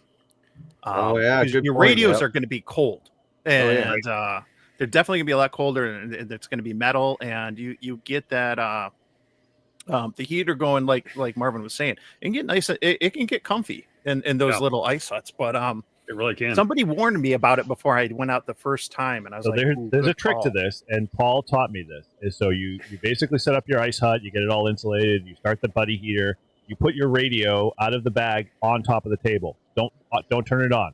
Just basically continue to set up and everything else like that. Let the temp kind of let the radio come up to the room temperature, and that avoids any of the condensation and all of the other issues you might have with where you're taking a cold radio into a really super hot room. Yeah. I was like, dude, why aren't you operating? He's like, I'm waiting for the radio to warm up. I'm like, what? Like, I'm baking the radio. I'm like, oh, I guess that makes sense. So. It's true. Yeah. It's like any other electronics. You bring something from, it's like you get a brand new TV shipped to your house and it's sitting out on the front porch and it's so cold. You bring it in, you let it warm up before you just go start plugging it in, right? So I guess it's along those same lines, really. Yep. I'm a brave soul. I'll just plug it in. So you got to let the Warm. radio warm up first, then you run the FT4 to warm up the wire. Then you warm up the antenna. Yep. And in the meantime, you have the French press going, and To warm you up. yeah, Yep. yeah. Totally. You're You're getting the understanding stone sauna going, and Well, the French press is maybe in the morning, but like mid-afternoon, whatever, it's like the small little whiskey glasses, and you're just doing little hits along the way just to keep the the nice level temperature of the body at that point. I found something several years ago I've used for Winter Field Day. It's basically like a little hot water boiler sits on a plate, and you fill the pot with water, and literally you plug it in, flip the switch, and I bet in about 3 minutes you got instant hot water for tea, hot chocolate, whatever you want to you need to use it for coffee or whatever. And you plug that thing into 110, it works out great. And you can buy them off Amazon for like $15-20. Yeah, they are beautiful. I got one for Christmas this year. It's awesome. Yeah, they work out really slick. They're great for field day, and you can just pour a jug of water in there, as long as it's not frozen. But pour the jug of water in there, and keep it keep your hot water going, and it's great. So Very cool. All right. usually when I've done like hiking activations and I'm like using a tent or I'm going to be out for a bit, I just I'm just bringing like water and then like a couple Cliff Bars or something. I haven't gone so far as to like the convenience. Like, and if anyone saw, I think it was on one of Jeremy's recent videos where he had the nice the tent set up on the back of the truck bed. Oh my god. He was having trouble getting out because of the solar storm, but the video he was making coffee, cooking this, that, and when he goes out, man, he's eating good. He's getting out there, he's having fun, and I meanwhile, like, I go out and I got like 2 Cliff Bars and like some water, and I'm scared to eat or drink too much because like I'm like, I don't really want to have to go until like think about the old Stanley thermoses that were about a foot tall and filled in with coffee. You open up the little lid and you kind of pour yourself a cup out of the lid, and those were great days to use back then. So, well, I'm gonna have to say, when you come up to our site, Marvin, you're not going to be like having to need the Stanley, because it's going to be that French press. It's going to be like, the alcohol bar, and, all of the warm accoutrement. The seats you sit in they warm your butt and massage it at the same time. So, it kind of does all of those things. This is all luxury. That'll be at our site. So when you go to that other site, and no guarantee how Todd runs his site or his the Gucci Winterfield day. The bougie bonus. Marvin, we'll have full body zero gravity massage chairs that you'll have at our site. Heated as well. The radios will make their contacts themselves. We won't have to lift the finger. The wireless radio club. Yeah. Oh man. So, any of you guys planning on? I know Marvin's coming up, and he's already got his whole digital station set up there. But any of you guys looking to try to do any of the digital modes this year for Winterfield Day if you're playing in it? Yep. My club, we set up 2 radios, 2 ICOM 705s, and one's digital and the other is SSB, and that's how we roll. Nice. We limit ourselves for Winterfield Day to 10 watts for the QRP multiplier, and then obviously Summerfield Day we do the full 100 watts. So try something else. It's a challenge. Last year we got California, LAX, Texas. Yep. Nice. Cool. My biggest challenge this year is getting Direwolf to run on my Mac right now. I have everything I can possibly do, from JSA, FL Digi, whole 9 yards. Everything is running. I've got Pat menu for WinLink configured, but I can't get the Direwolf to work and I'm getting an error when I go to connect Pat menu to my Direwolf. It's not connecting. There's some link broken in here still I haven't figured out, and it's getting through command line stuff, and I'm struggling with that. But I'm hoping I'll get it figured out between now and then. But that's the only thing I may not be able to get done is WinLink. But we've got everything else running on the Mac, which is awesome. So, well, the good news is, Marvin, we'll have WinLink on a Windows laptop, so you can always. Yeah, that's the wind blows, So. The wind will be blowing at 1300 ASL, so that's the way it goes. Marvin, do you use radio mail at all, like on the iPhone? I cannot wait for radio mail to come into the Mac OS. It should be out here in 2025. I have used radio mail a little bit on the iPhone, yes, but I haven't used it a ton yet. We haven't talked about login, but I know, Marvin, you guys got some special handoff with. So I got some great news I can share on this a little bit. So we did partner from Winterfield Day, partnered with the World Radio League this year, and I was able to confirm with James from Ham Radio Prep today. That's all kind of the same entourage of company. And World Radio League is an offline logger, which is awesome. And it's free to use. I think last I saw, there's over 100 people signed up for Winterfield Day. Cool. The contest side of it, because it's the only way they can really put it in there. I see there's a few things on their back dev inside we need to get squared away, but those are minor fixes that they can take care of between now and then. But it's super exciting. You can have a leaderboard. You can have all your objectives in there. You can check them off as you want to go. So you can see a live leaderboard for scoring as you go through. And that's really cool. Our other 2 big loggers we really like using are N3FJP and N1MM. Those are probably the 2 better ones because they do submit a Cabrillo log.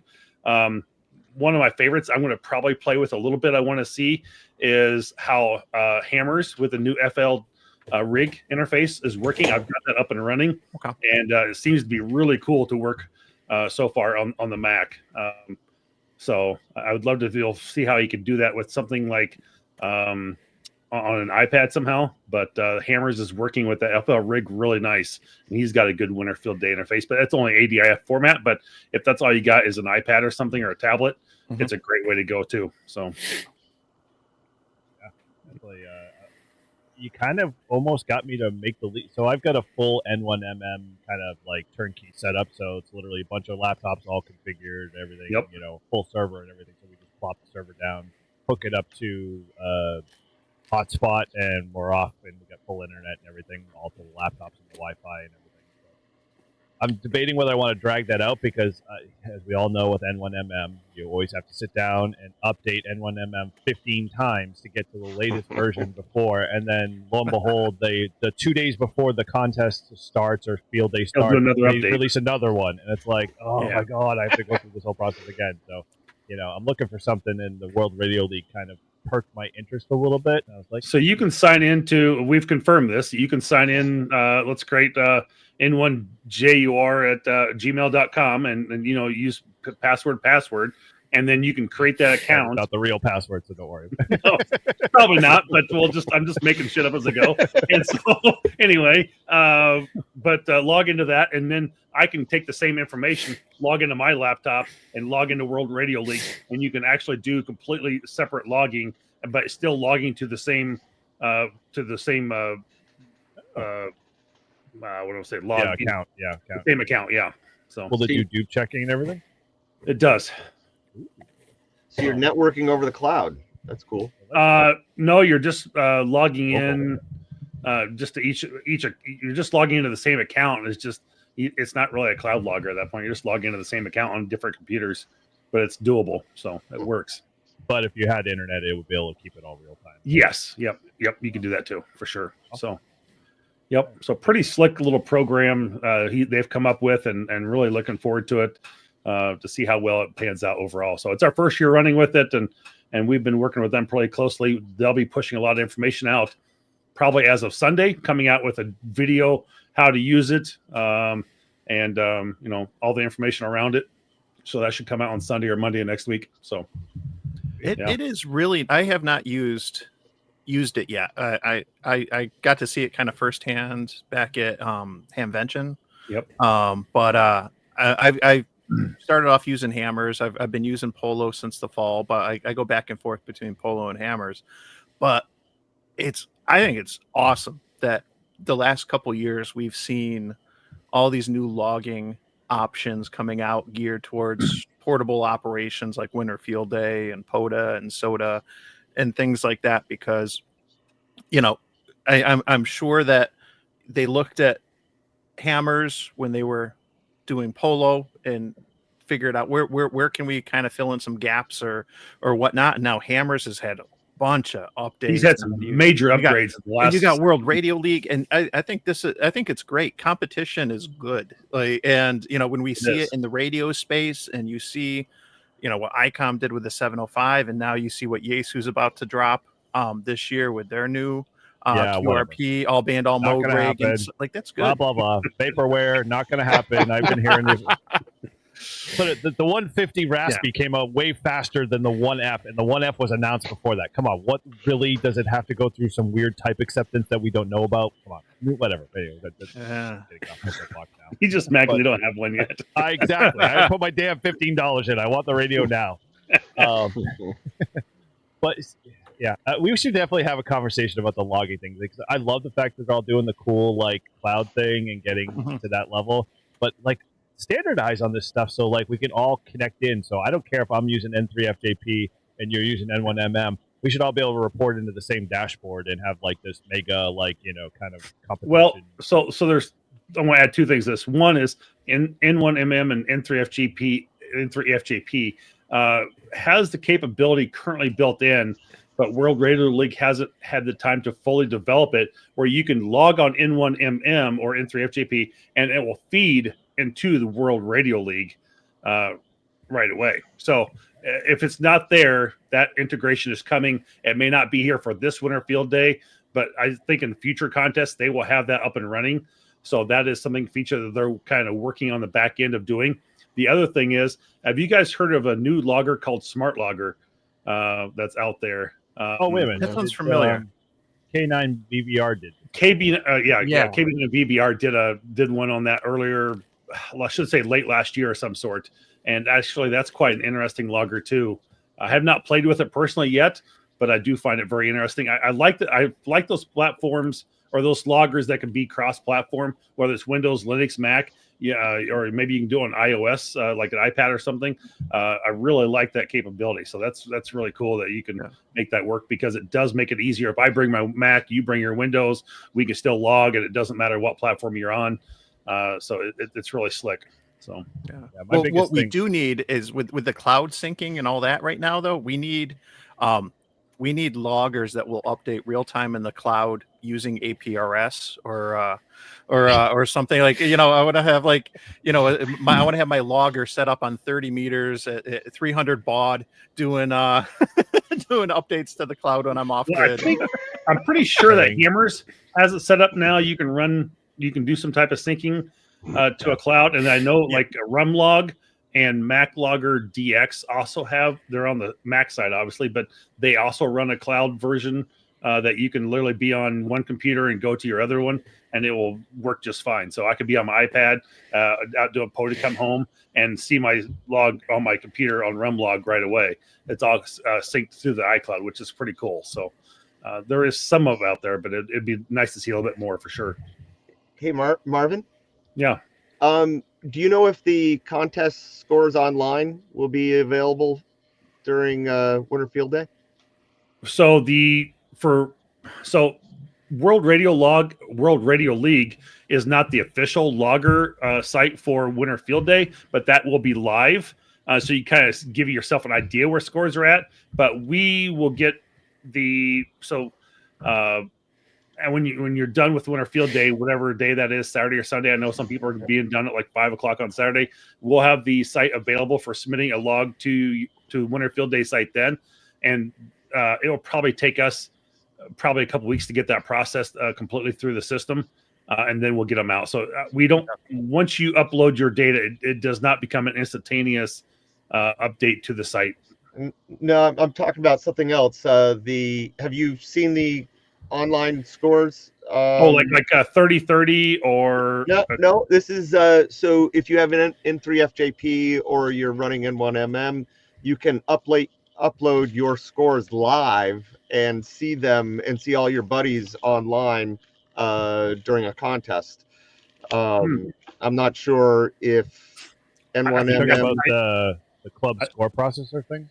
No, I think it's called 30-30.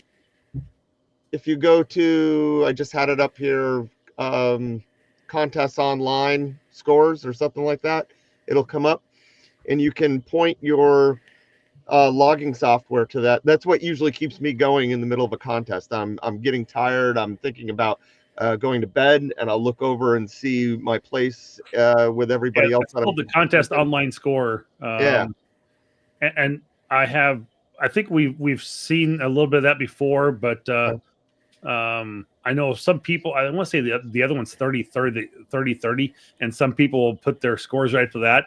And then what happens, they'll come in and say, hey, I got 13,000 points during Winter Field Day. And then we come down, it's like, well, no, you got 11,223. It's like, right. Well, so that's not the official score for Winter Field Day. So we've had some problems with people doing that in the past, but I don't know how I can't tell you what contest online is, how they're scoring it or what they're using for their, if they're putting multipliers into it or anything like that, or what they're doing on their end. So I'm not sure. Yeah. All it's doing is it's taking your score from whatever logging software you're using and posting it. And the problem with that is a lot of these logging programs like N3FJP just came out with version 2.9 like earlier this week. And the problem is you'll have somebody out there that's still using version 2.4 and they may be using that same software to upload to, contest scores. But, N3FJP back at the time had some multiplier, program in there that was doing it. Well, we don't have multipliers anymore in that same fashion or element. So, it's completely different than what's in the current software today. So, But yeah, the other one's 38-30 scores home. A lot of people will use that one for contesting as well, for sites. So Yeah, 'cause the funny thing is, like we did. I ended up going the N1M route with our logger, but we also bolted on top of it the red. Why can't I think of the scoreboard? The Kyle whole thing, Kyle contest. Node Red. Node Red, thank you. Yeah, we built the whole like Node Red instance and stuff like that, so it just feeds off of our instance to give like our people visitors there. And so we've had a lot of club members go, "Hey, can you push that out to the internet?" Like, I could. I mean, I don't know if I want to, but it's kind of one of those things that it's obviously a lot more people are interested in stuff like that, and I think it's kind of cool because it's very visual, and the way all those boards are set up, it's like it provides some decent data and real time information based off of what you're feeding it. Kind of interesting to see where that would go with a lot of these other online contests boards. Are any of you guys doing any live streaming next weekend? Hell yeah. Okay. Yep. There you go. Eric will be doing it. So Well, at least at our site. I don't know what Todd's doing at his site. we're back to that again. Hey, don't worry, Marvin. We'll actually have internet. They're still using what does he use for internet? He uses that dial-up DSL. DSL. Oh yeah, DSL.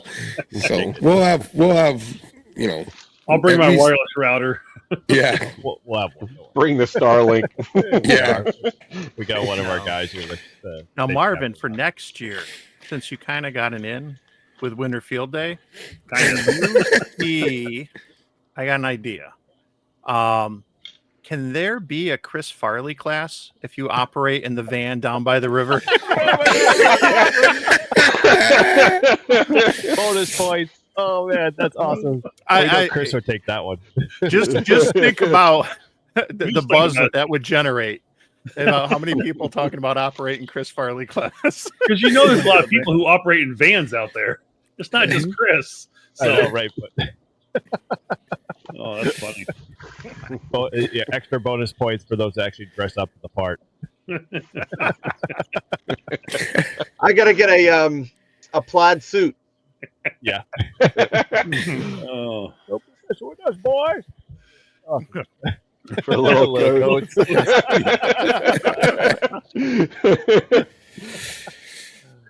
Oh man. We got to remember this is supposed to be fun. absolutely. You're a huge embarrassing failure. Want to jerk the wheel into a goddamn bridge embankment. I gotta love him. Oh, that's funny. Cool. Nice. Oh man. All right. I think we want to put some closure to this stuff. What's going on? Okay, maybe not. Mike's like, no. You're good. That's fine. Keep it going then. 4-hour stream. No, we can start to wrap it up. Yeah, we're coming up on that 2-hour mark. So since I can't see Chris, let's start with Chris. I know, right? Are you still there? First of all, I hear you.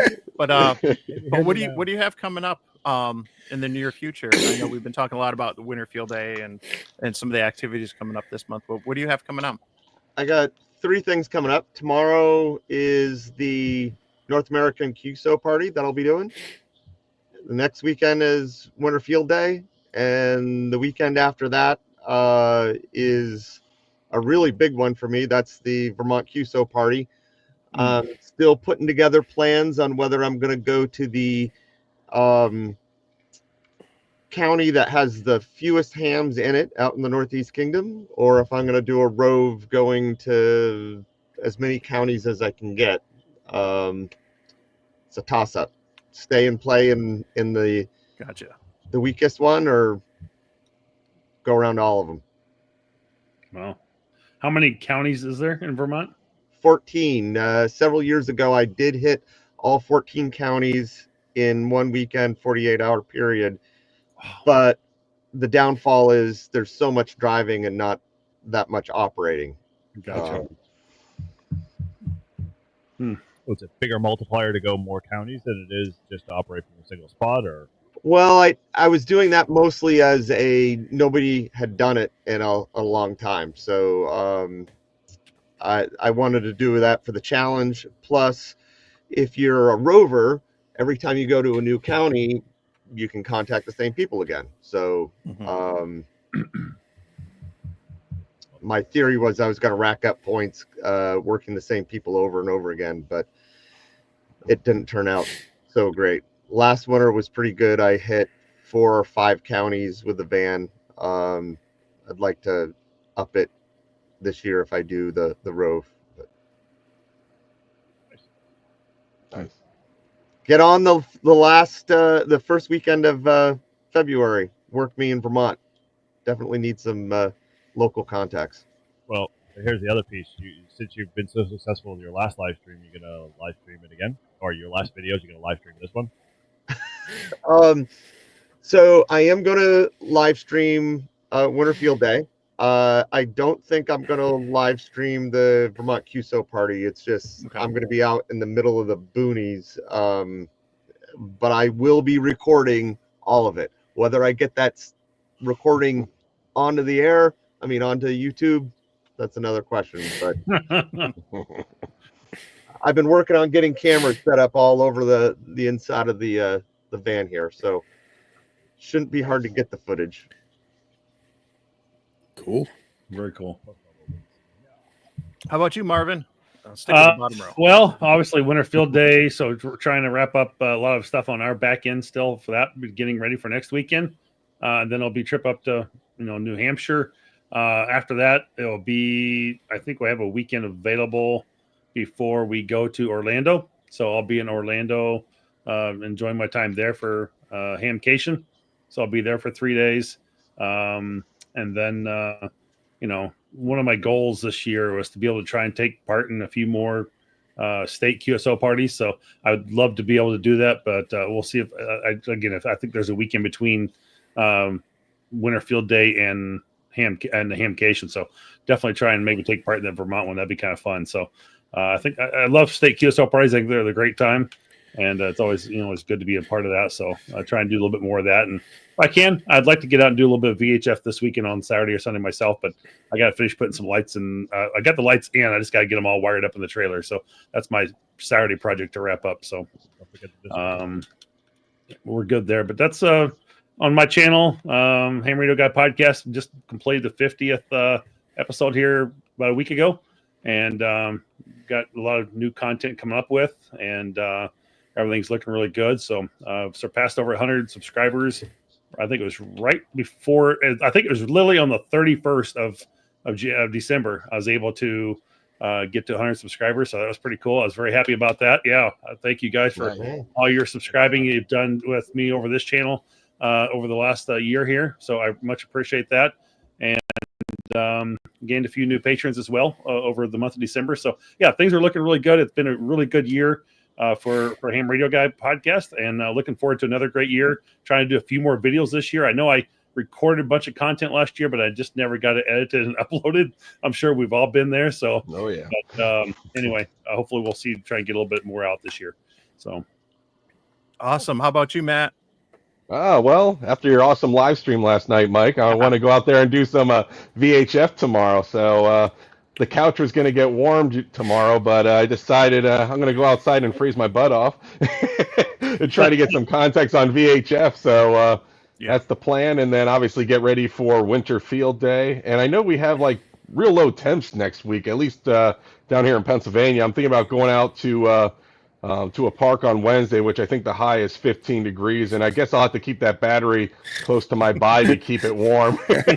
And see if I can survive doing at least 10 contacts before running back to the car and leaving everything there. So, but Winter Field Day prep, right? It's a pre-exercise in case the cabin runs out of heat. It's funny you mentioned batteries running out. So the other morning I was out recording the video that World Radio League is putting out for the weekend. I did a quick intro for it, and anyway, I had my iPad outside on the stand on the tripod, and it was like 20% battery when I started out there. and I literally had to died before I got all that because I had to do a couple different takes. And it was like that battery is so cold. It was like 16 or 19 degrees outside. That battery on the iPad just died just like that. So yeah, it's incredible. Yep. It's like no good. So keep it warm. Yes. So yeah, that's pretty much it. I successfully uploaded my first YouTube short. The first one was a failure, and I stopped doing that. So I have like 3 more to go from my trip to World's End State Park, which is the background here. So that was last week. So other than that, that's pretty much it. Hoping for warmer weather. Yeah. All right, top shelf. Todd. What's Oh, coming so up it's for you? Well, are we talking about? choice meat?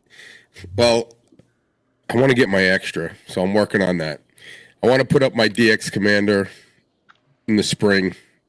That's a definite plus, and I'm working on cleaning up and redesigning my shack a little bit. And I am made the decision I'm going to convert to Apple and put all my ham radio stuff on a Mac. I'm done with this PC crap. Sorry, Thank Eric. It is. I'm ready to like toss the thing. I cannot. I'm trying to get. And those of you who don't know, I'm trying to get a driver for a program for my son to be able to use his quadcopter. I need to program it onto his radio, and I need to know how they program the quad. And to do that, I got to connect it to the computer to a program.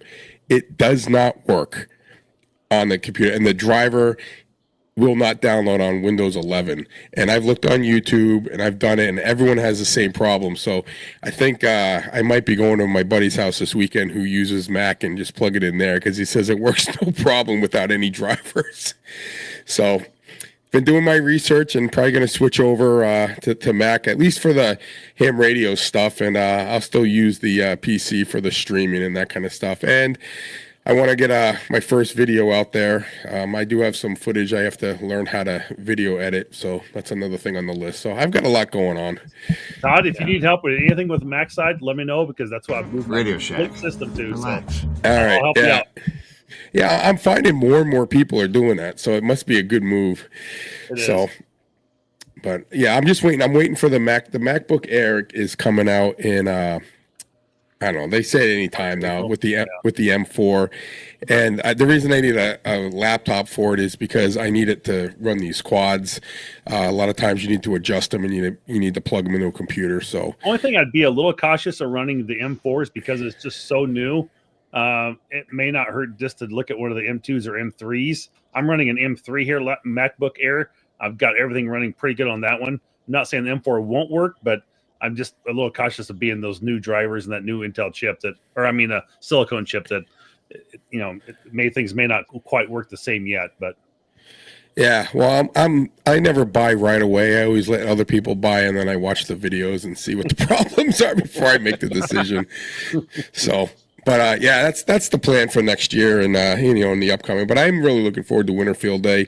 I think it's going to be a lot of fun, and it's going to be good. It's going to be good to get outside and hang out with the boys and make some contacts. Yeah. What do you got coming up, Eric, outside of Winterfield Day? Well, let me see. Outside of Winterfield Day, channel-wise, at least for me, we've got a big battery box build that I'm finally working on.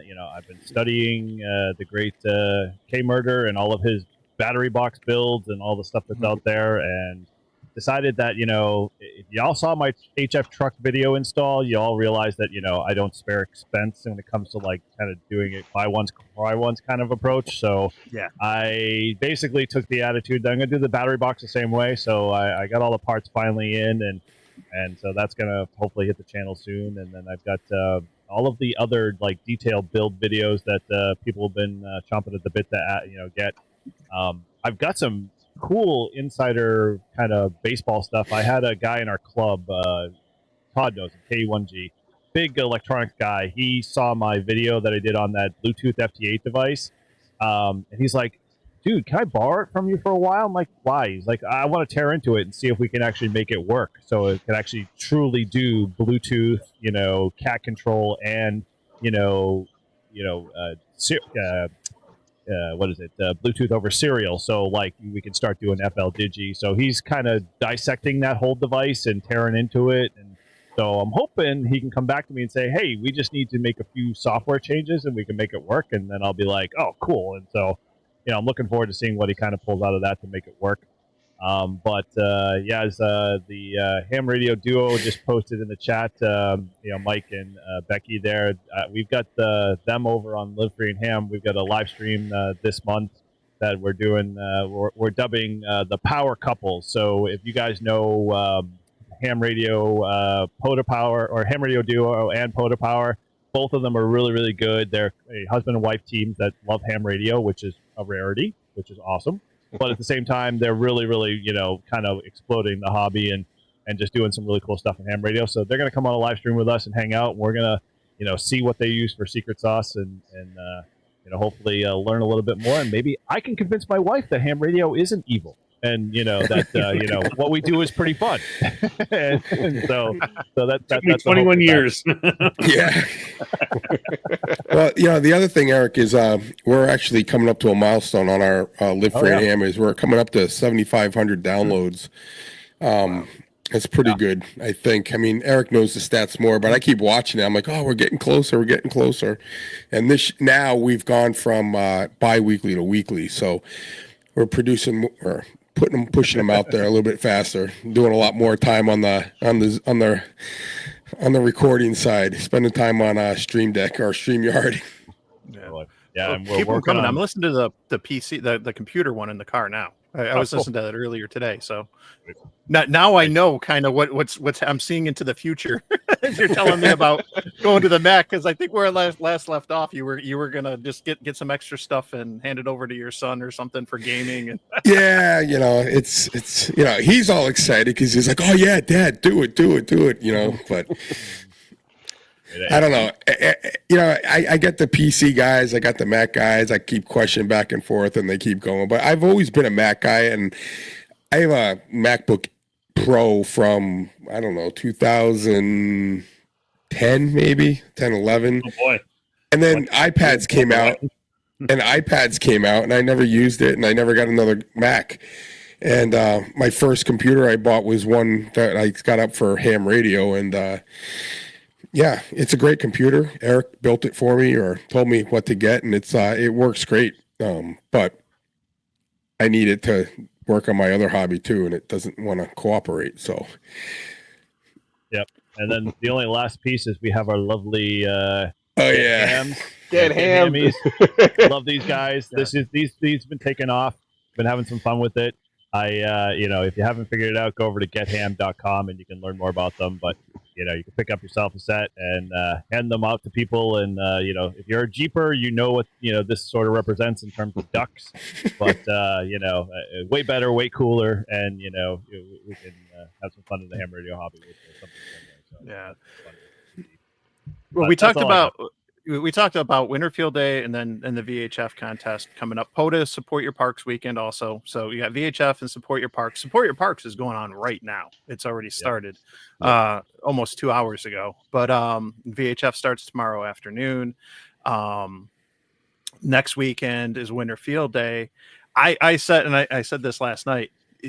January is like my Super Bowl for ham radio because you start off the year and you can get that POTA certificate for activating or hunting in the first few days. And then you have, I didn't do it this year. You got the Ready Roundup. That was earlier this month. You have VHF contests, Support Your Parks for POTA. You have Winterfield Day.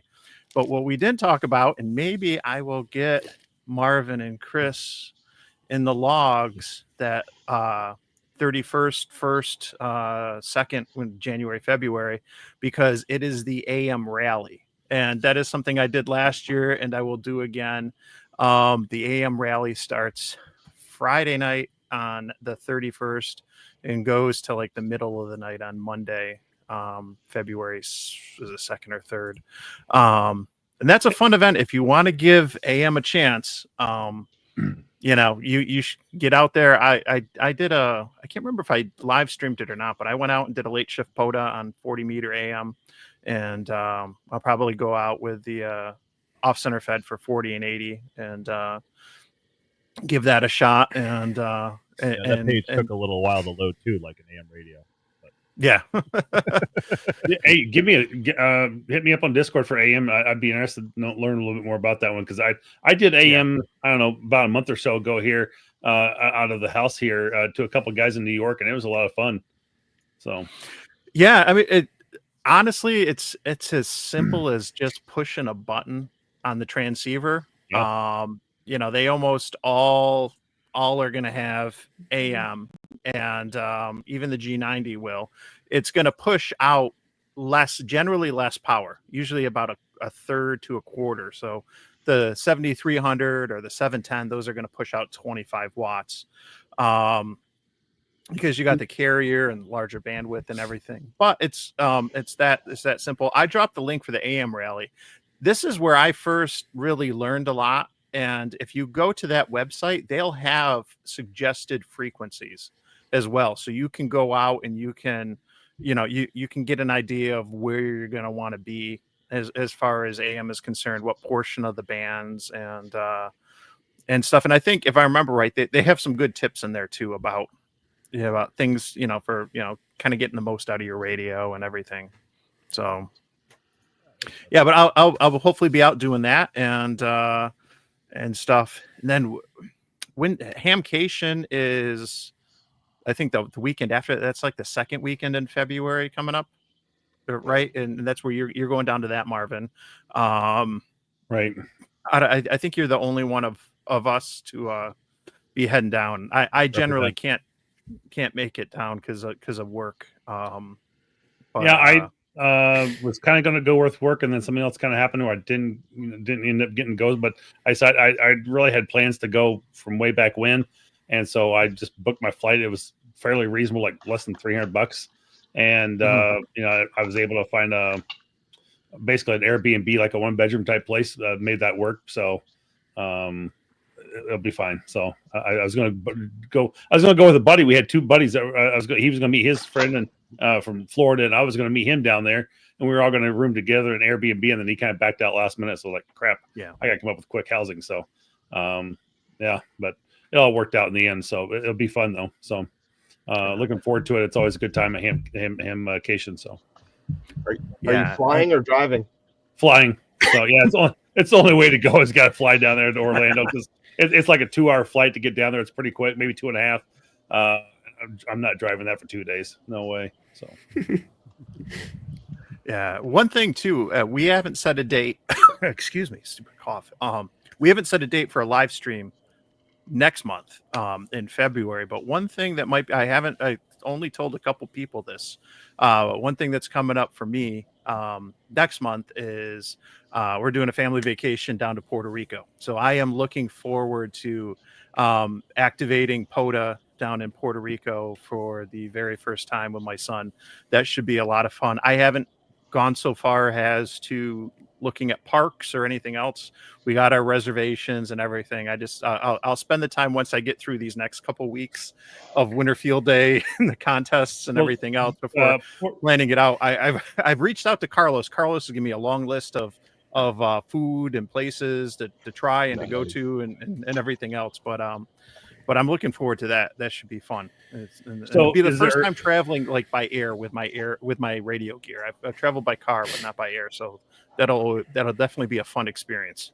So Puerto Rico is part of the U.S. territory, so I don't think we have to do anything different with our licensing down there for that. Is that correct? Yeah. Yeah. Okay. I think you got the option if you want to throw in like the Kilo Papa 4, whatever the prefix or suffix is, but I'm not going to mess with that if I don't need to, because then that confuses things for logging and how you log it and POTA and QRZ and other stuff. So sure. So were you referring to like we were doing a live stream while you were in Puerto Rico? Oh no, I was saying it probably. It might be like the next time you see me on the live stream, I might have some interesting. If we're on the live stream, we'll just at least some of us will fire up our flexes and we'll all work you. Yeah. There's 3 of us on here with flexes, so we're pretty good. Yeah. Actually 4. Chris has one too. Chris going too. Wow. Yeah. Come on, Matt, get with the bandwagon. Yeah, we got to get that. You get Matt and Mike on board here. Yep. Flex team. If you go to Puerto Rico and you want to work yourself, let me know. You can log into my flex. Flex and and call look- yourself. And this is N2MAK. N2MAK. Go ahead. 5.9 plus. Yeah. No, you'd be what dash KP down there or whatever, and you'd Yeah, N2MAK up in Yeah. Vermont. Yeah. I guess, and if we wanted to do it really quick, my son and I could just bring a pair of tri-band HTs and work each other with ourselves and club calls and real quick now. But no, it should be fun. I'm looking forward to it, and there'll be a lot of planning that goes into what I decide to bring based on where we're gonna be and where I activate and stuff. But it'll definitely involve the 705. So it should be fun. It should be fun. I got an idea for a quick lightning round before we wrap up, though. So we're Winter Field Day. Since we were kind of talking about that Winter Field Day, I'm going to go around. If you could go out and do Winter Field Day with one antenna, what would it be? G5 And RV. I'm gonna start with Todd. Oh, I Come wanna see if on. Yeah, The no, buddy pull, come on. The buddy hex. The buddy hex. I'd use the buddy hex if I had it. Me first. Okay. Yeah.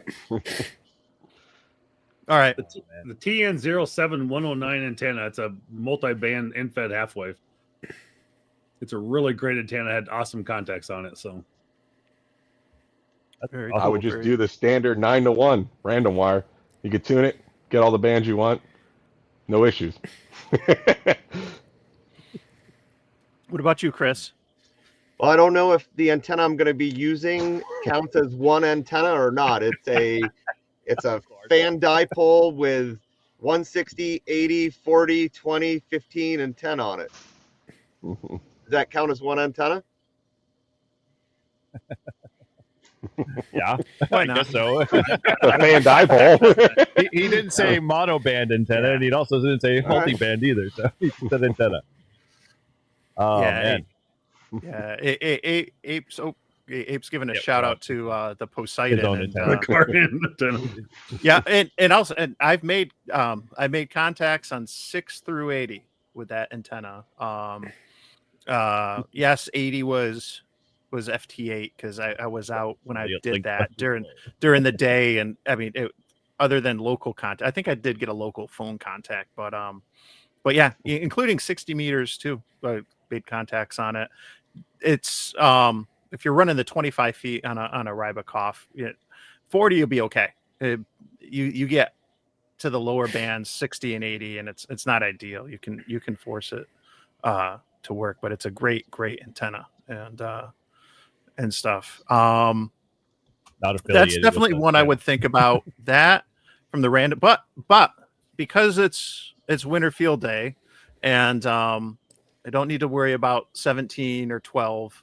Right. I really like the off center fed antennas. I like the off center fed dipoles, and I have an 80 meter one. I have a couple parks that I've gone to where I know I have the real estate to set up, 130 something feet of wire. It takes up a tremendous amount, but what I've always liked about the off center feds though is being able to get the wire, the bulk of the wire, a lot higher in the air than I could if I'm running a sloper. And I have an 80 meter element for one of the 49 to ones that I have at 10 tennas, and I've used that a couple times, and that ends up being kind of like an L configuration or more like a 7, a sideways 7 or something with how it's sloping, but and it works. But I like the off center feds for the Actually, multi-band options. Kind of along the same lines, I could probably go old school, the G5 RV. Yeah. That's a really awesome antenna. I mean, it just it's performed well for years across the board. And it's kind of that center fed, but it's a great antenna as well to use. So Mm-hmm. Well, since you didn't put any stipulations around it, Mike, in terms of like setup time and everything, we're gonna go with the BQ hex. BHQ hex. It's going up and not coming down. Yeah, Yeah, no, Nice. I would agree with Paul with the hex. I mean, with Todd with the hex. It's definitely I love that antenna. It's very easy to get up, but once you get it up, you're like, I'm gonna really use the crap out of this thing because I don't want to take it back down. Right. Looking Well, forward I to think- trying it. Yeah, you are. Cool. Yeah, I've never played with a hex beam, so I'm looking forward to bring seeing it. Eric's antenna. Yeah. Either. Yeah, I have Let's just not set it up, either. too. I'm sure I'd fall in love with it. Yeah, it's pretty awesome. It really It is when you have all the pieces the first time out, but yeah, that's Yeah. that's They have a special going on by the hex beam, but you get the Buddy Pole Pro Pro. just in case it doesn't work. So you have a reliable antenna, 100%. No, it's inside joke with Eric. We spent what 2 hours trying to set it up to find out they gave us the wrong size wires, and we're activating this park, and we ripped out the Buddy Pole just to get the stupid activation in. literally took it out of the box. Didn't have the 20-meter element, or it was too long. And we couldn't. We're like, what is wrong with this? Why doesn't it work? It doesn't seem like. Should it be sloping that much? Yeah. He replaced it. It was good. Got it fixed. No, but you had it. When did you have? You had it at Field Day, right? Is that the first time I used it? No, I've had it. No, we used it at a POTA meetup, and Right. Yeah. that was great. And then winter field day, summer field day. Yeah, it's an awesome antenna. It really is. Works well. Triplex. Isn't that the one I worked when I had no? The finals were gone, and You I had was no making finals in contact. your radio. And I was still making contacts. Still making The finals are coming. That's how good that antenna is. That's how good it is. You put nothing out of the power. Still make- that's a Well, good hey, one. if the conditions are right, I actually when I did the QRP SSB net, I know Kevin was in the chat earlier, and I got out to Kevin in Iowa and then down to Steve, the other net control down in South Carolina, with a ham stick and 0% power on the 705. I made a couple contacts with the radios down to 0%. I've done it with a ham stick, but the other one I've done it with is I've made contacts on a Rybakov with 0% power too. And obviously conditions are a big factor in that, like what band you're on and what the conditions are and stuff. But sometimes it's amazing what you can do when the bands cooperate. Yeah.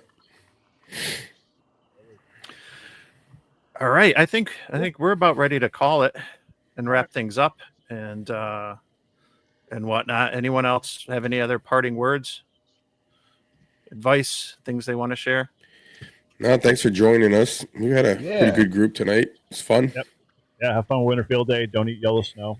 That's about it. Stay warm. Yep. Thanks for joining us, and have a safe winter field day, and hope you all participate and submit your logs, and we'll look forward to hearing from you on the bands.